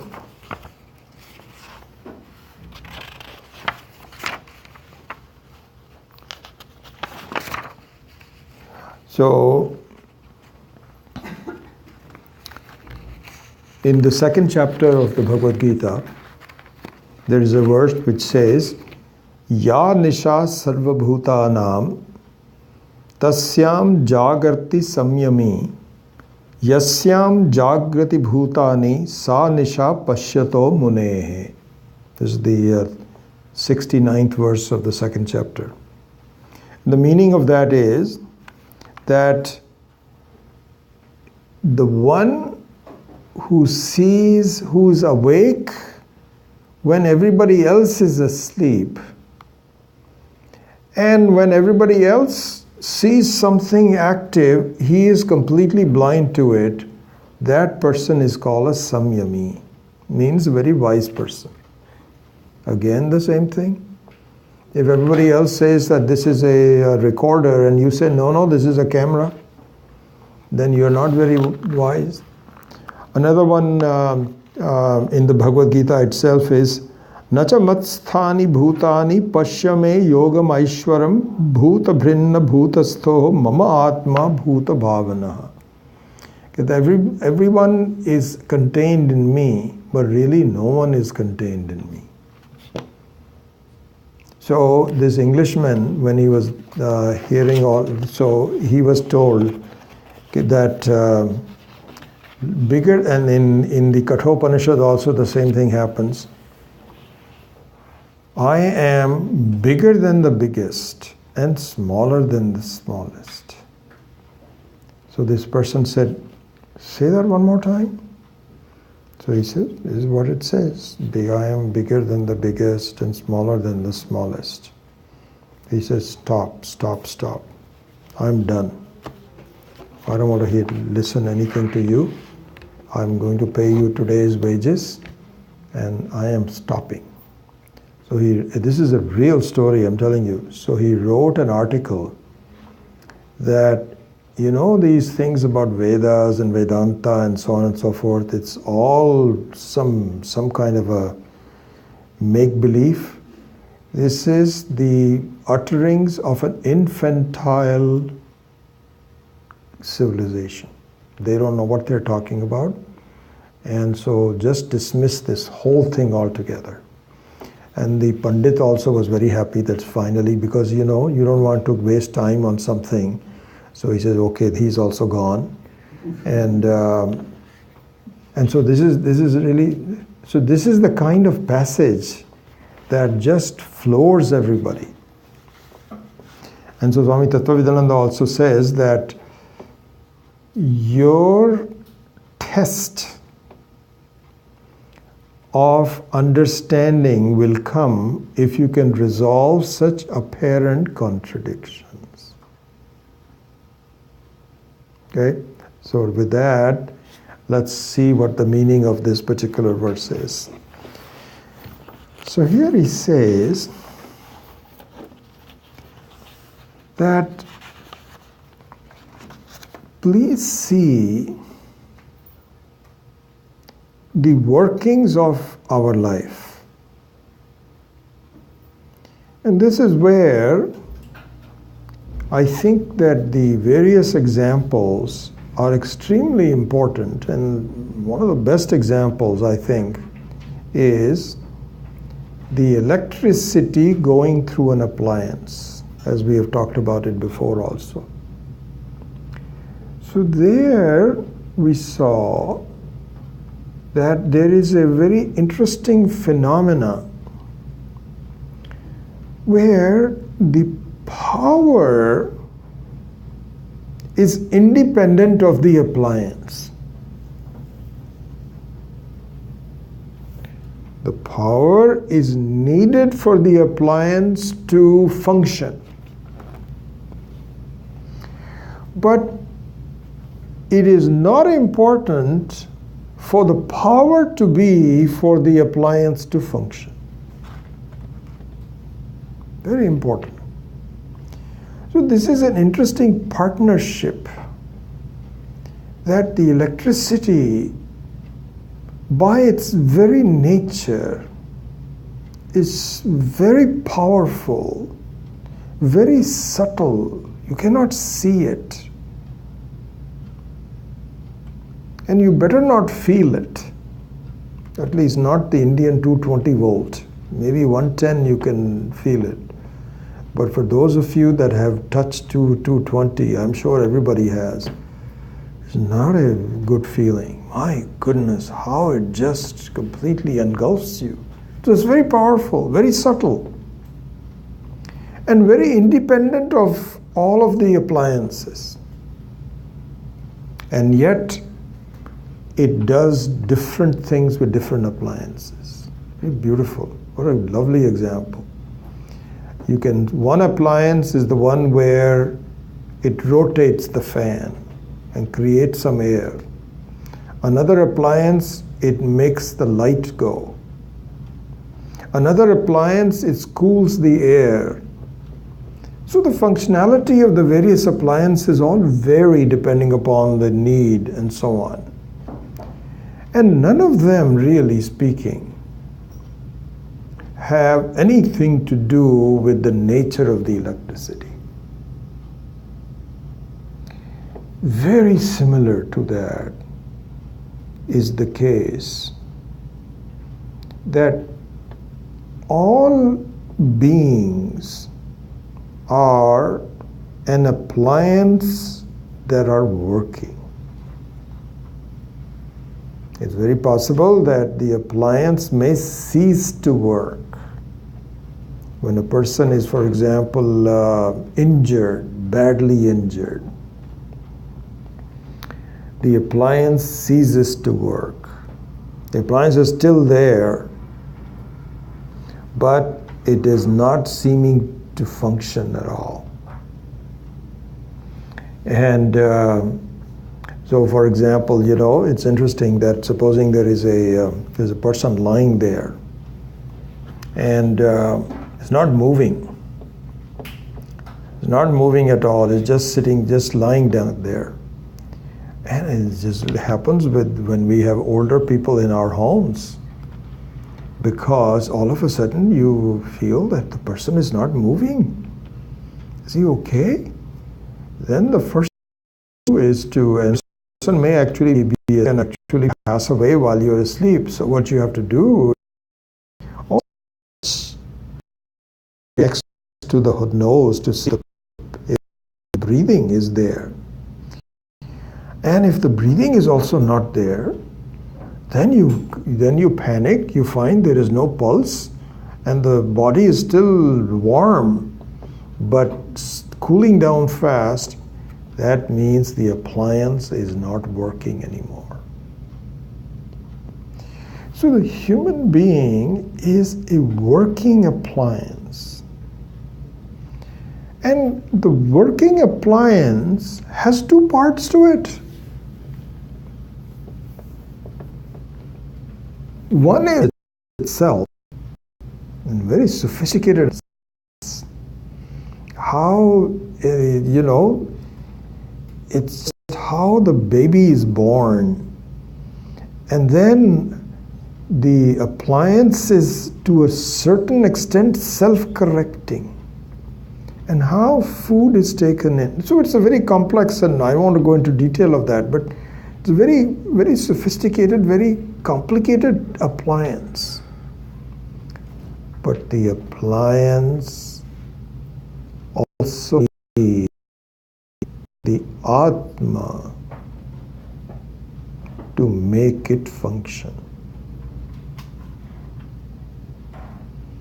And the Atma is very interesting in the sense that the electricity itself is a creation.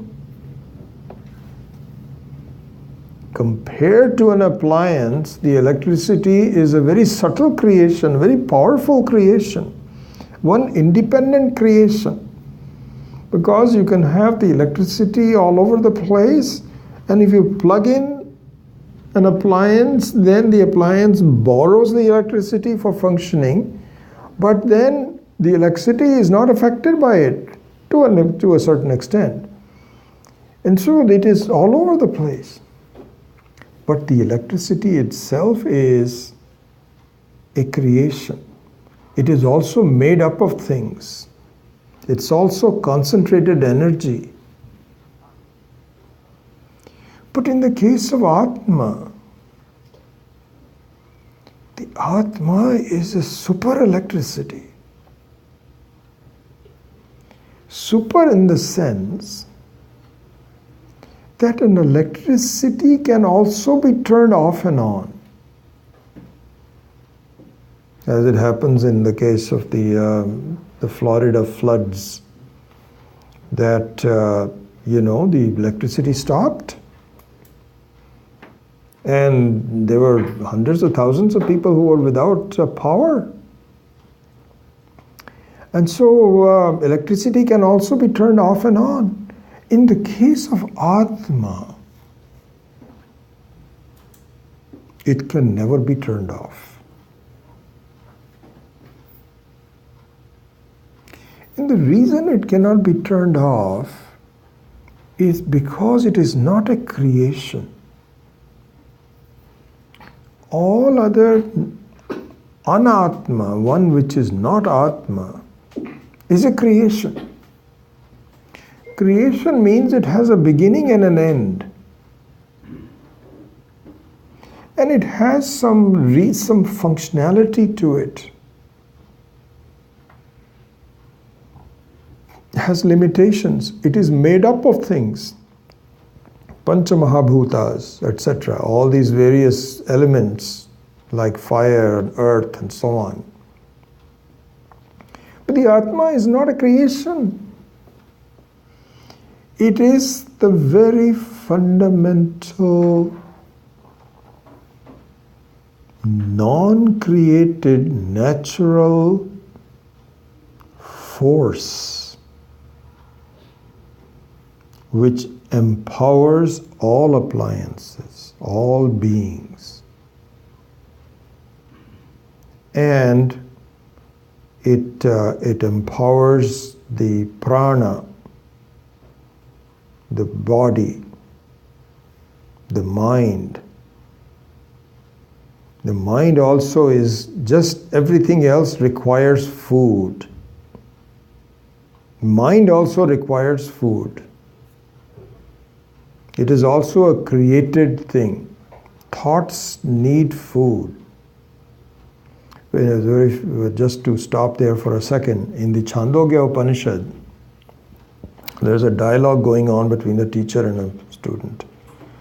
And the teacher is saying the mind also is a created thing. It also depends upon food. It's a very... So the student says, "Sir, this I don't understand. I know the body needs food. If you don't eat, then you feel hungry, and if you don't feed some more, you get emaciated, and after a while you just perish. This I can understand. Prana also I can understand because it needs food. Your breathing cannot be sustained if you don't have some nutrients.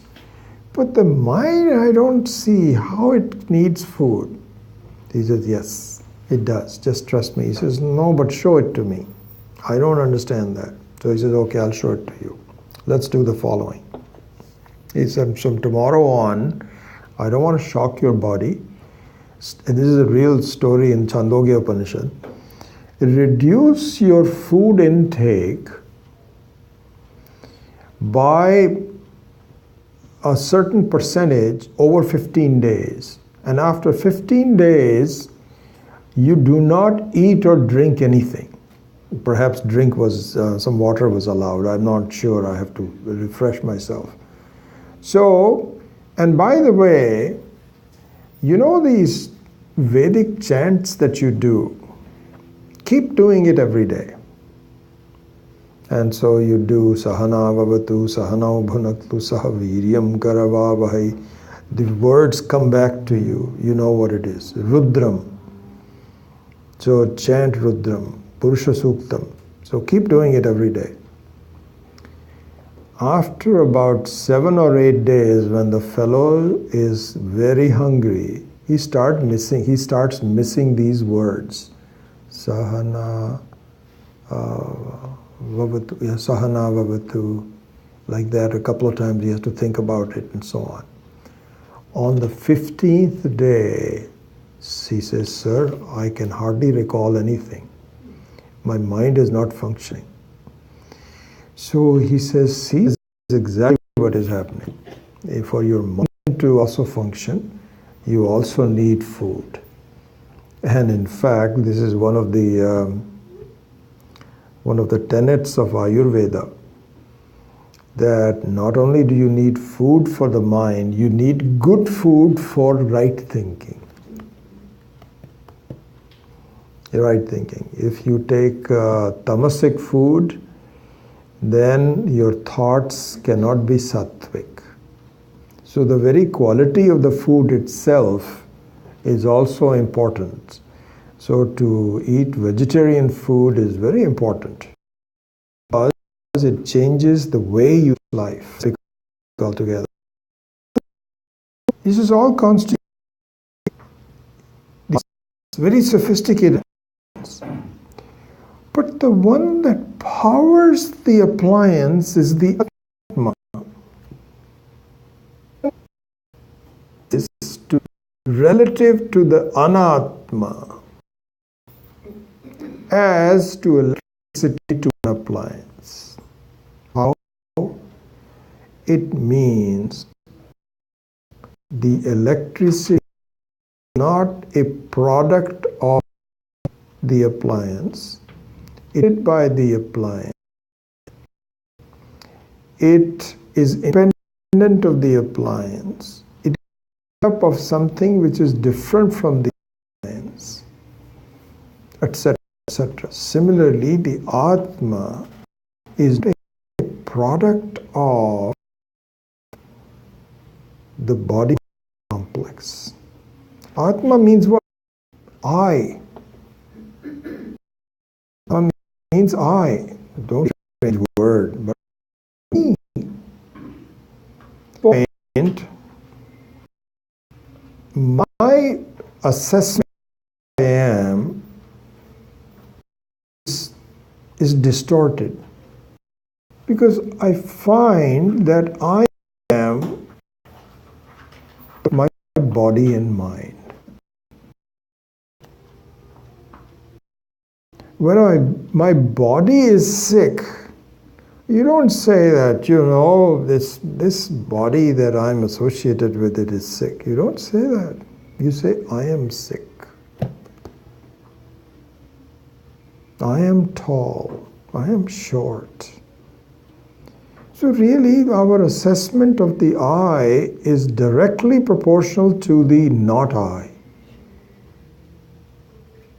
It's like electricity beginning to feel that this appliance defines me.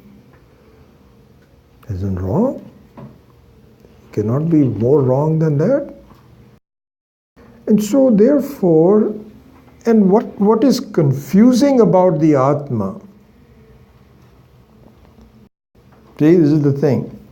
What is confusing about what makes it difficult for me to see it is because I can never see the absence of the Atma. From where I can say, yes, this is Atma, this is Anatma. Like you can in the electricity. In the electricity, you can, this is what happens when you call someone at in the house, and he's got a couple of, not touching the fingers, but he oops, and you say, hey, this, please test it. So he says, okay. He puts it in. He says, there's electricity here. Goes to the next room. He says, there is none. There's no electricity here. Now you can say there is a wire thing between the room and next room. So the presence of electricity or the absence of electricity clearly shows the presence of electricity. Not there. You can never tell that because you're always there. You cannot say, so this is the thing, you can say I am not this or I am not that. You can say that I am no longer young. But the fact that I am can never be grasped unless you feel I am, can never negate it. So this is where the can creep in, because unlike an absence of electricity, I can never see the absence of Atma. But I can see the absence of the Atma in the body-mind complex. I can see that the appliance is not functioning. There also you cannot see for yourself, but you can see in others. You can say this is possible that a person dies because the Atma is no longer functioning in that body. So therefore, to understand this verse, I need to understand the dual nature of the functioning of the human being. That there is an Atma which is independent of the Anatma. And the movement of the appliance does not affect the movement of the electricity. So therefore, what you find is that the wise person is that person. Now we can go back to this verse. Sabuddhiman manushyeshu. Out of the people, he or she alone is the wise person who sees karmani akarmayaf pashyet. One who sees the Atma as being unaffected by the Anatma. I am not affected by the functioning of my body and mind. I am actually separate from it, and the reason that I am separate from it is explained by the fact that everything that is happening in front of me, I know. I know. Even though you feel that I know that I am in pain or that I am moving, but in reality, you are not really moving. It's kind of like, we were just talking about in the previous class, supposing you are sitting in a car, and so you have a car space, and so as a car space you are moving. So the car space is parked outside, not moving. Then you start the car and go on a road. The car space is moving. But if your nature is a car space, you could be excused for saying that I am moving. That's okay. If your identity is with the car space, then you can feel that I'm moving. The fact of the matter is that space cannot move. Cannot move. Even if it tries to move. This is kind of like the Atma. Imagine, I want to see this. Supposing you are space and you have consciousness. This is actually said that in our Shastra, you're Chidakashaha. Chidakashaha. In fact, it's so interesting. unbelievable. The closest thing to Atma is Chidakasha, is the Akasha. And I don't even want to go there because it looks like it is, I don't want to be an empty space. Nobody wants to be, I want to be someone. You know, I should have an identity. I should be moving around, doing some things, talking, listening, whatever it is. I don't want to be just empty space. It is because it is not empty space. In fact, it is Chidakasha. And it's Chidakasha, once I understand the pure mahima of it, that I am independent and I'm happy. I don't have to do anything. Once that is clear to me, then I can gingerly approach my understanding that I am Chidakasha. Until then, the very fact that I am Chidakasha scares me because I confuse it with being nothingness. Anyway, so going back to it, if you are a Chidakasha, you mean a consciousness space, you should be excused for the misunderstanding that you are moving. You are a car space, and the car space keeps moving. And not only that, but also the car space is relative. I don't have enough space.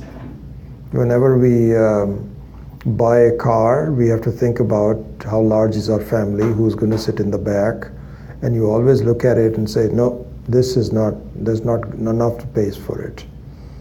So all of those definitions are relevant for a car space, but there is no separate thing called the car space.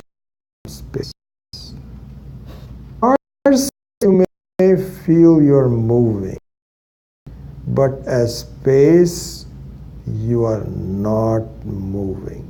Move even if you want to. If the space says, no, I'm tired of not moving, I want to move, what is it going to do? Where is it going to go? So there,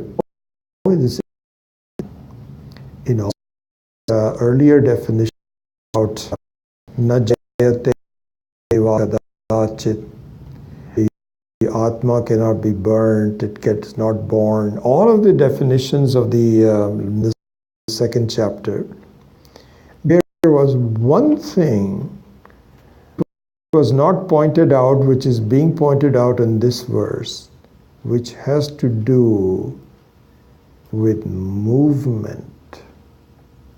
Karma here means movement. And the same contrast between Atma and Anatma, which was given in the second chapter by Lord. Another aspect is being pointed out here, which is moving, non-moving. So now you can see that the of a wise person, Manushyeshu Buddhanyaha, is one who is able to see that I am not the car space, I am space. The other ones, the non-dhimans, we are just content in defining myself as a car space. And we suffer for that. I don't have enough space. I'm moving all the time. Dependent on the car.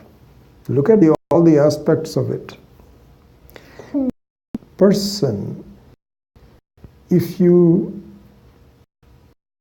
taught by someone, you're making a mistake. space, you are the whole space.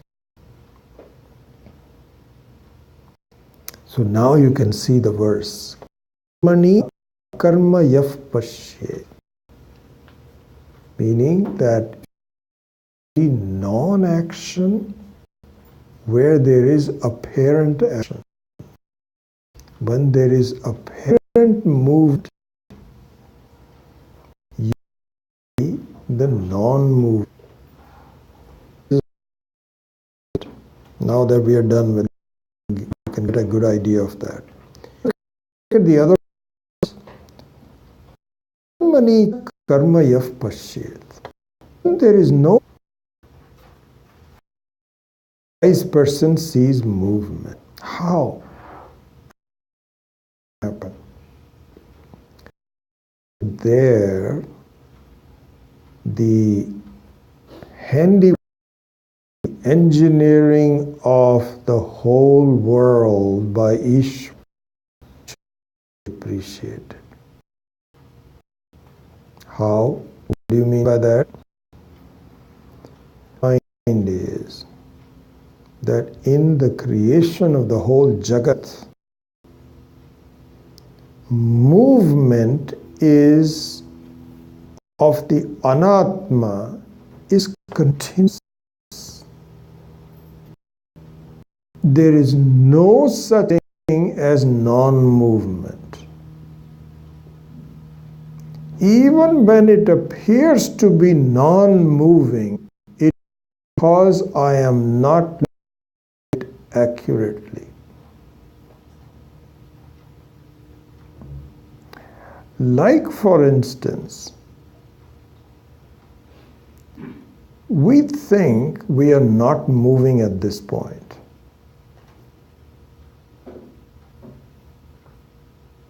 The fact of the matter is, we are hurtling through space at such a rapid speed that you cannot even believe it. First of all, you're rotating at, I don't know the exact figures, let's just say 500 miles a second around the surface of the earth. And as though that is not, that's not enough. So the earth is moving around its own axis. Then in addition to that is moving around the sun at a very high speed, which is not visible to you and I. We are both sitting there just quietly closing our eyes. It looks like there's no movement. When in fact there is tremendous movement. And not only are we hurtling around the sun itself is moving very fast. And the whole galaxy is moving extremely fast. This is the fact. And Ishvara and his this is the thing, it's just an amazing, you see the engineering of the world, the artistry of the world. It's just incredible that how the movement is kept away from you because you won't be able to function. So the earth seems so slow. It really is a pleasure to see the sun rise in the morning. I find most of the people are more impressed with the sunset. If you ever go to Hawaii or some other beaches or something, at the time of the sunset, everybody flocks to the beach and say, "Ah, beautiful." But nobody wants to talk about sunrise. You know why? Because they're not up there yet. They're still sleeping. I am very happy. I have a house where I have a kind of like a kitchen nook. And so in the morning, I'm facing the east, and the sun rises from the mountains. And what a beautiful, I just have that experience every day. And I do my Gayatri mantra just before the sun comes in. And And occasionally it's very possible it is cloudy, or if I oversleep, then I apologize. And so the sunrise is a very beautiful thing. The fun part of that is to see how the sun rises slowly. That means you can visualize the whole earth moving. And the sun is just sitting there. And so the slowness of doing that is a handiwork of Ishvara. In fact, I'm moving at thousands of miles per second. The same thing is true for an object like a table. I remember this so well. Swami Dayanand used to say that. He said, what really impresses me about the work of Ishvara is not the macro aspect of the creation, but the micro aspect of the creation. So suspend that thought for a second. Now let's go back to the example of the table. So the table looks like it is a simple, inert thing just sitting there without any action. Isn't it? Because we go away, we come back next day, the table is still there. Same table, hasn't moved. Maybe just some dirty or something, but it's the same table. You cannot be farther from the truth. If you knew, which you can with the help of some instruments, what a tremendous amount of action that is going on inside. How the molecules of, in this case it's plastic, are all held together. They're pushing against each other and they're being pulled apart. There's both of the forces and they're just barely held together, and not because of non-movement, because of movement. There's the electrons and protons and all of these I don't even know the names of these particles. They are moving continuously.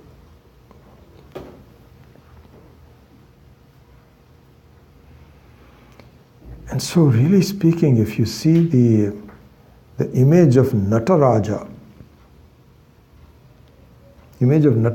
those of you that may have seen a vigraha of Nataraja, you'll find one thing which is characteristic of Nataraja is that you have the hair, long hair of Ishvara as a Nataraja, which is flying it's almost like horizontal to the ground.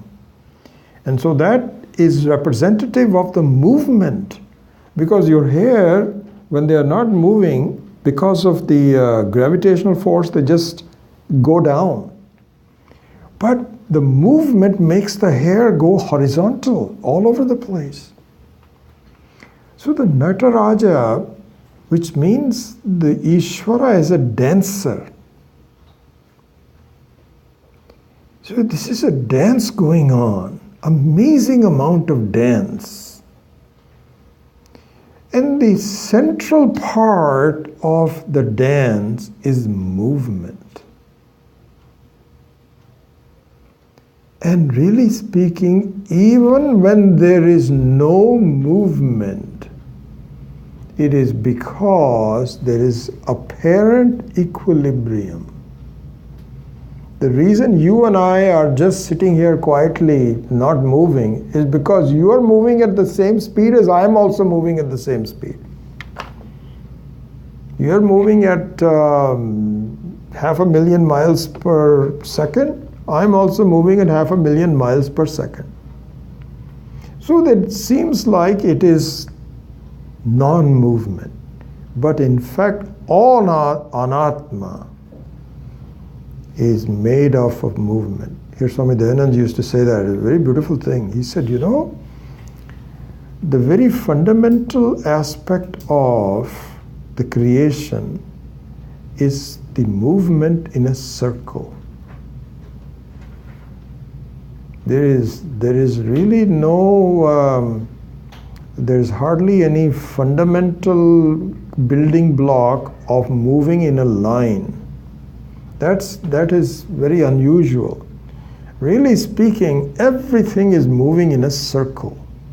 So even the table, for instance, this is why now you can close the loop, where Swamiji used to tell us that what impresses him is the micro creation rather than the macro creation. He says, yes, you can look out and you can say, my goodness, these stars are so far away that it takes them millions of years for their light to reach us.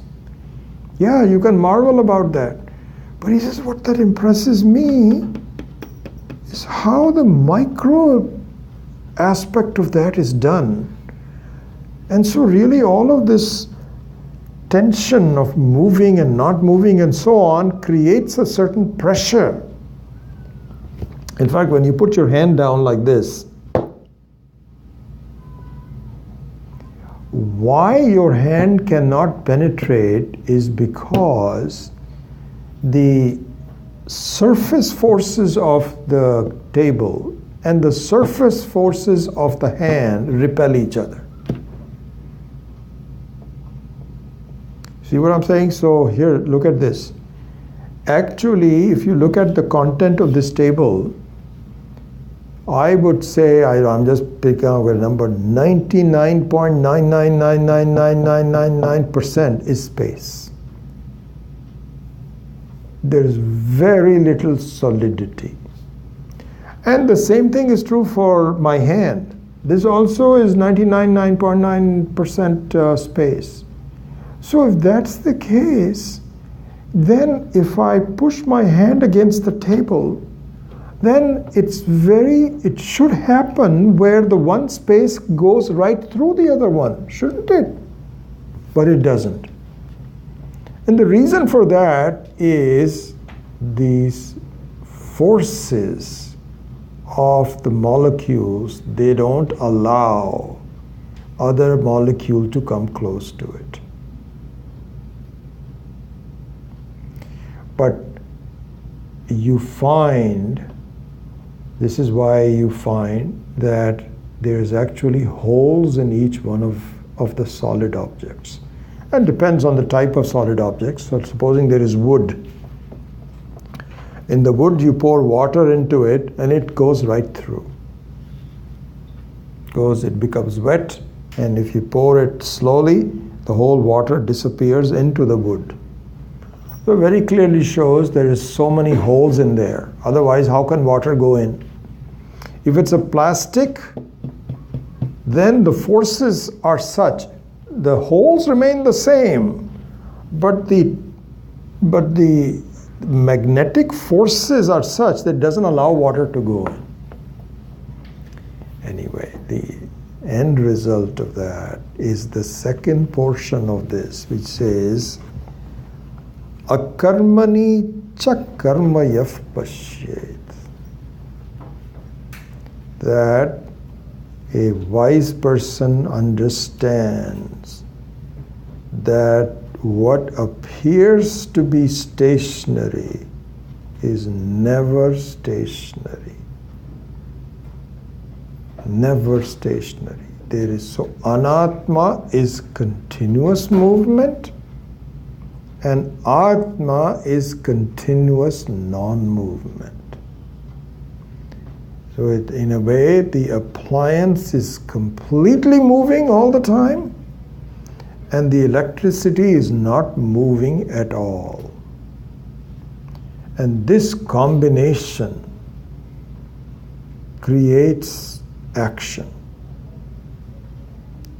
And the action is natural, except if you don't feel good about yourself, which you don't if you are limited in any way. And limited means you can see yourself aging. You can see You know, you have limited time to live. You have limitations in terms of space, ability, all of those kinds of things. If it's kind of like saying that if the kitchen gets too hot for you, then please leave. Just leave the kitchen. So right now, as long as you enjoy it, it's okay. But if you think that you're getting constrained by things, then please understand that you are getting mixed up between the appliance and the electricity. You are the electricity. So this is the central message of this of the Bhagavad Gita, which is Jnana Shastra. As we said, it is really the Jnana Shastra. And all the other things are simply leading up to it. And if you get it, then you're free. Then you're free. Free from all problems, free from any change, free from death, anything. But you need to be clear about it. It is the non-clarity that gives us problems. So that's what it is saying. Karmani akarma yaf pashyet. One who sees that the Atma is unaffected by the Anatma, the actions of the Anatma. And akarmani cha yak karma yaf pashyet. And the one that apparently seems to be okay and non-moving, in fact, is being whirled around.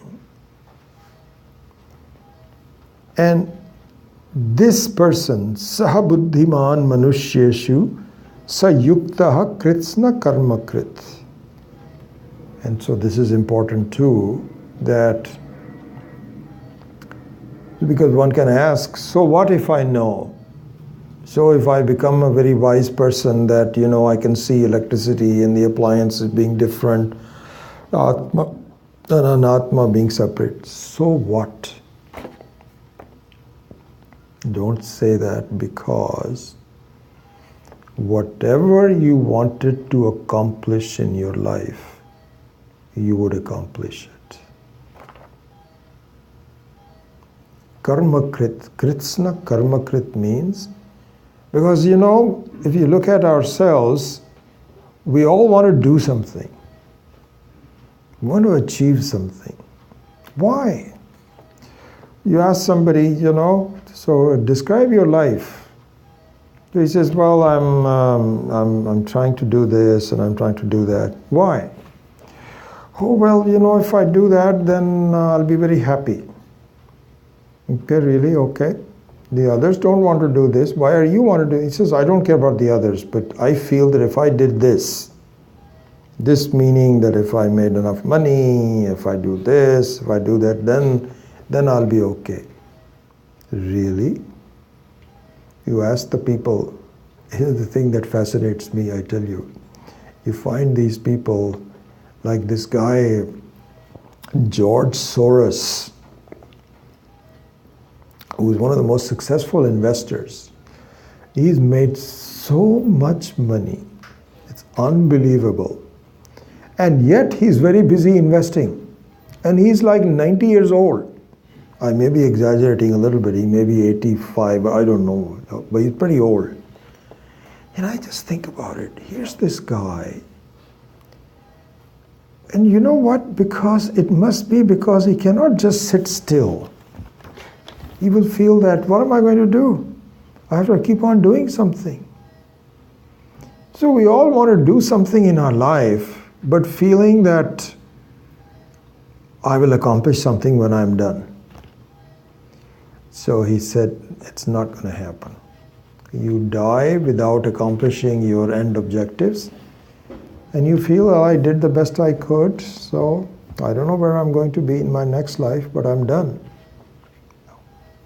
Here, if you understand the action and the non-action, which is acting, which is non-acting, and be clear about it, You are done right here and now. Saha yuktaha krit kritsna karma krit. So yuktaha here means one who's very clearly united to this viewpoint. You haven't reached until you have really removed all your doubts and you understand the very importance of doing this. You're done. Yeah, this is exactly what it means. You're done. So, really speaking, I think that, this is why our acharyas all talk about leading an intelligent life. What do you mean by leading an intelligent life? So you ask everyone and somebody will say, I think making money is the most important thing. Somebody, no, serve the society. No, be able to do meditation. That's the most important thing. What it means freedom that is already understood. Then Satchidananda is very clear. You don't need anything else. This is an important verse. A very key, one of the key verses. It is Anam. And the next few verses we'll see next time. So I'll stop here. Om Asto Satgamaya Tamaso Ma Jyotirgamaya Mrityorma Amritam Gamaya Om Purnamadav Purnamidam Purnat Purnaya Purnameva Vashishyate Om Shanti Shanti Om Shri Gurubhyo Namaha Harihi Om.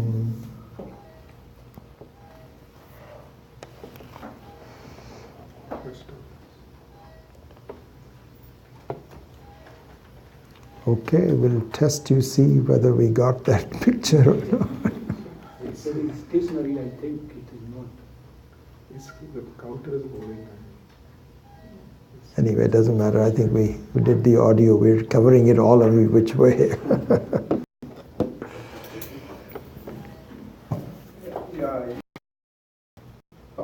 Smaller. And the way that I would interpret this is that whatever this is beyond measure like that anymore. Right? Beyond measure. It's, they're just place. It's beyond. Perhaps it could be in the same place, smaller than small. It's the same place. But, I could understand it different, but that, this person who heard that, did,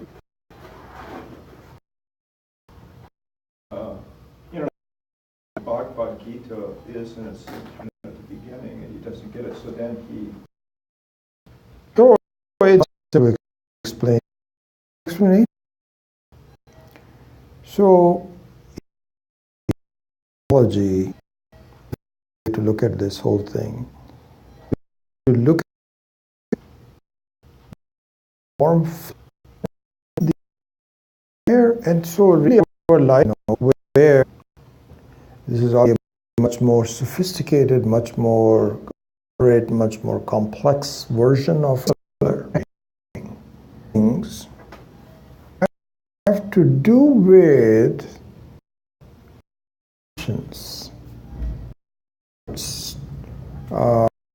at different identities.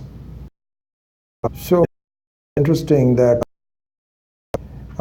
we always talk about waves, but I think let's go back to the has a certain identity. It says, I'm a wave. Because the understanding wave is with respect to one aspect of discipline. About yourself.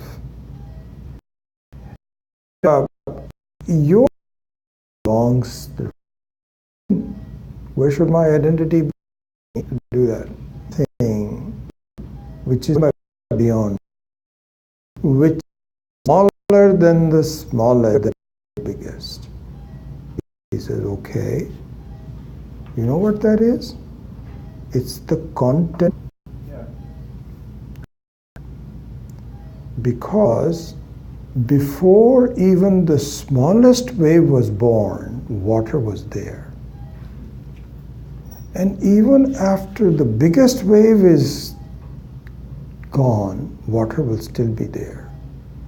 So you're looking at, so when you say smaller than the smallest and bigger than the biggest, you're going beyond the level of shaping of your nature, your what you look like, and so on and so forth. You should go into the very content of what you are. And the content has nothing to do with the smallness and the bigness. It is in fact the very nature of both of you. So similarly, we should not, and I'm not saying that you are, I'm just saying that our thinking should not be some esoteric beyondness or something that I cannot think about. It is simply to wrap my mind around the fact that there is something I am, which is the very content, which never changes, which is beyond it was there before my body was born and will be there after the body falls. It is there all the time, unchanging, in and through all of that. And even when my body is there, it is still being powered by me. It's being, as we were saying earlier. So that's the meaning of the bigger than the biggest. And that is the meaning of all contradictions. Because what the objective of contradictions is to move your thinking beyond the level of contradictions. So you're talking about Satya, in one way you could frame it as there's Satya and Mithya in a way. Yes, absolutely. So Satya is beyond contradiction. Absolutely. And Mithya is the contradiction. Exactly right. So Mithya is, we have talked about it someplace else. I found a very good definition by Swami Maheshananji. He says, Mithya is such that Mithya comes in two versions, or rather asat. Asat means not sat. Not sat. Comes in two versions. One is where it is never apparent to you. The other one is where it is apparent to you, but it is not sat. Never apparent to means, like we were talking about this on the Tuesday night class, it's like the horns of a rabbit. Never there. Never. Not possible.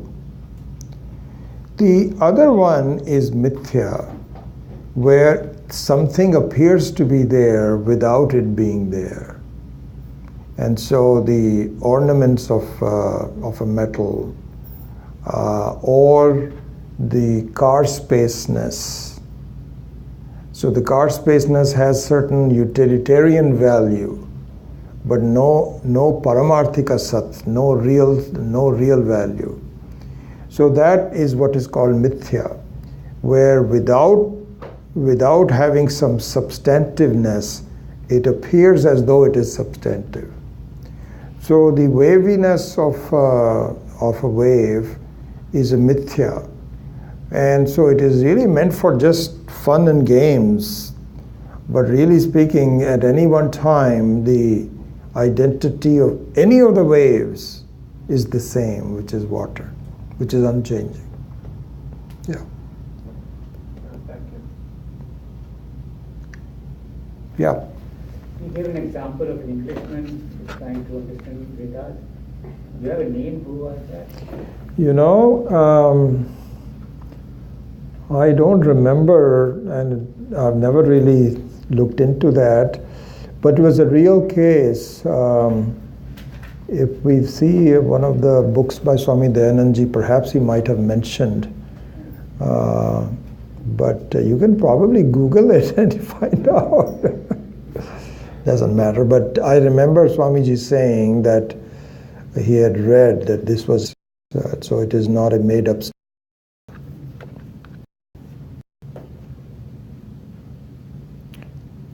Any other questions? Okay, very good. We'll see you next week.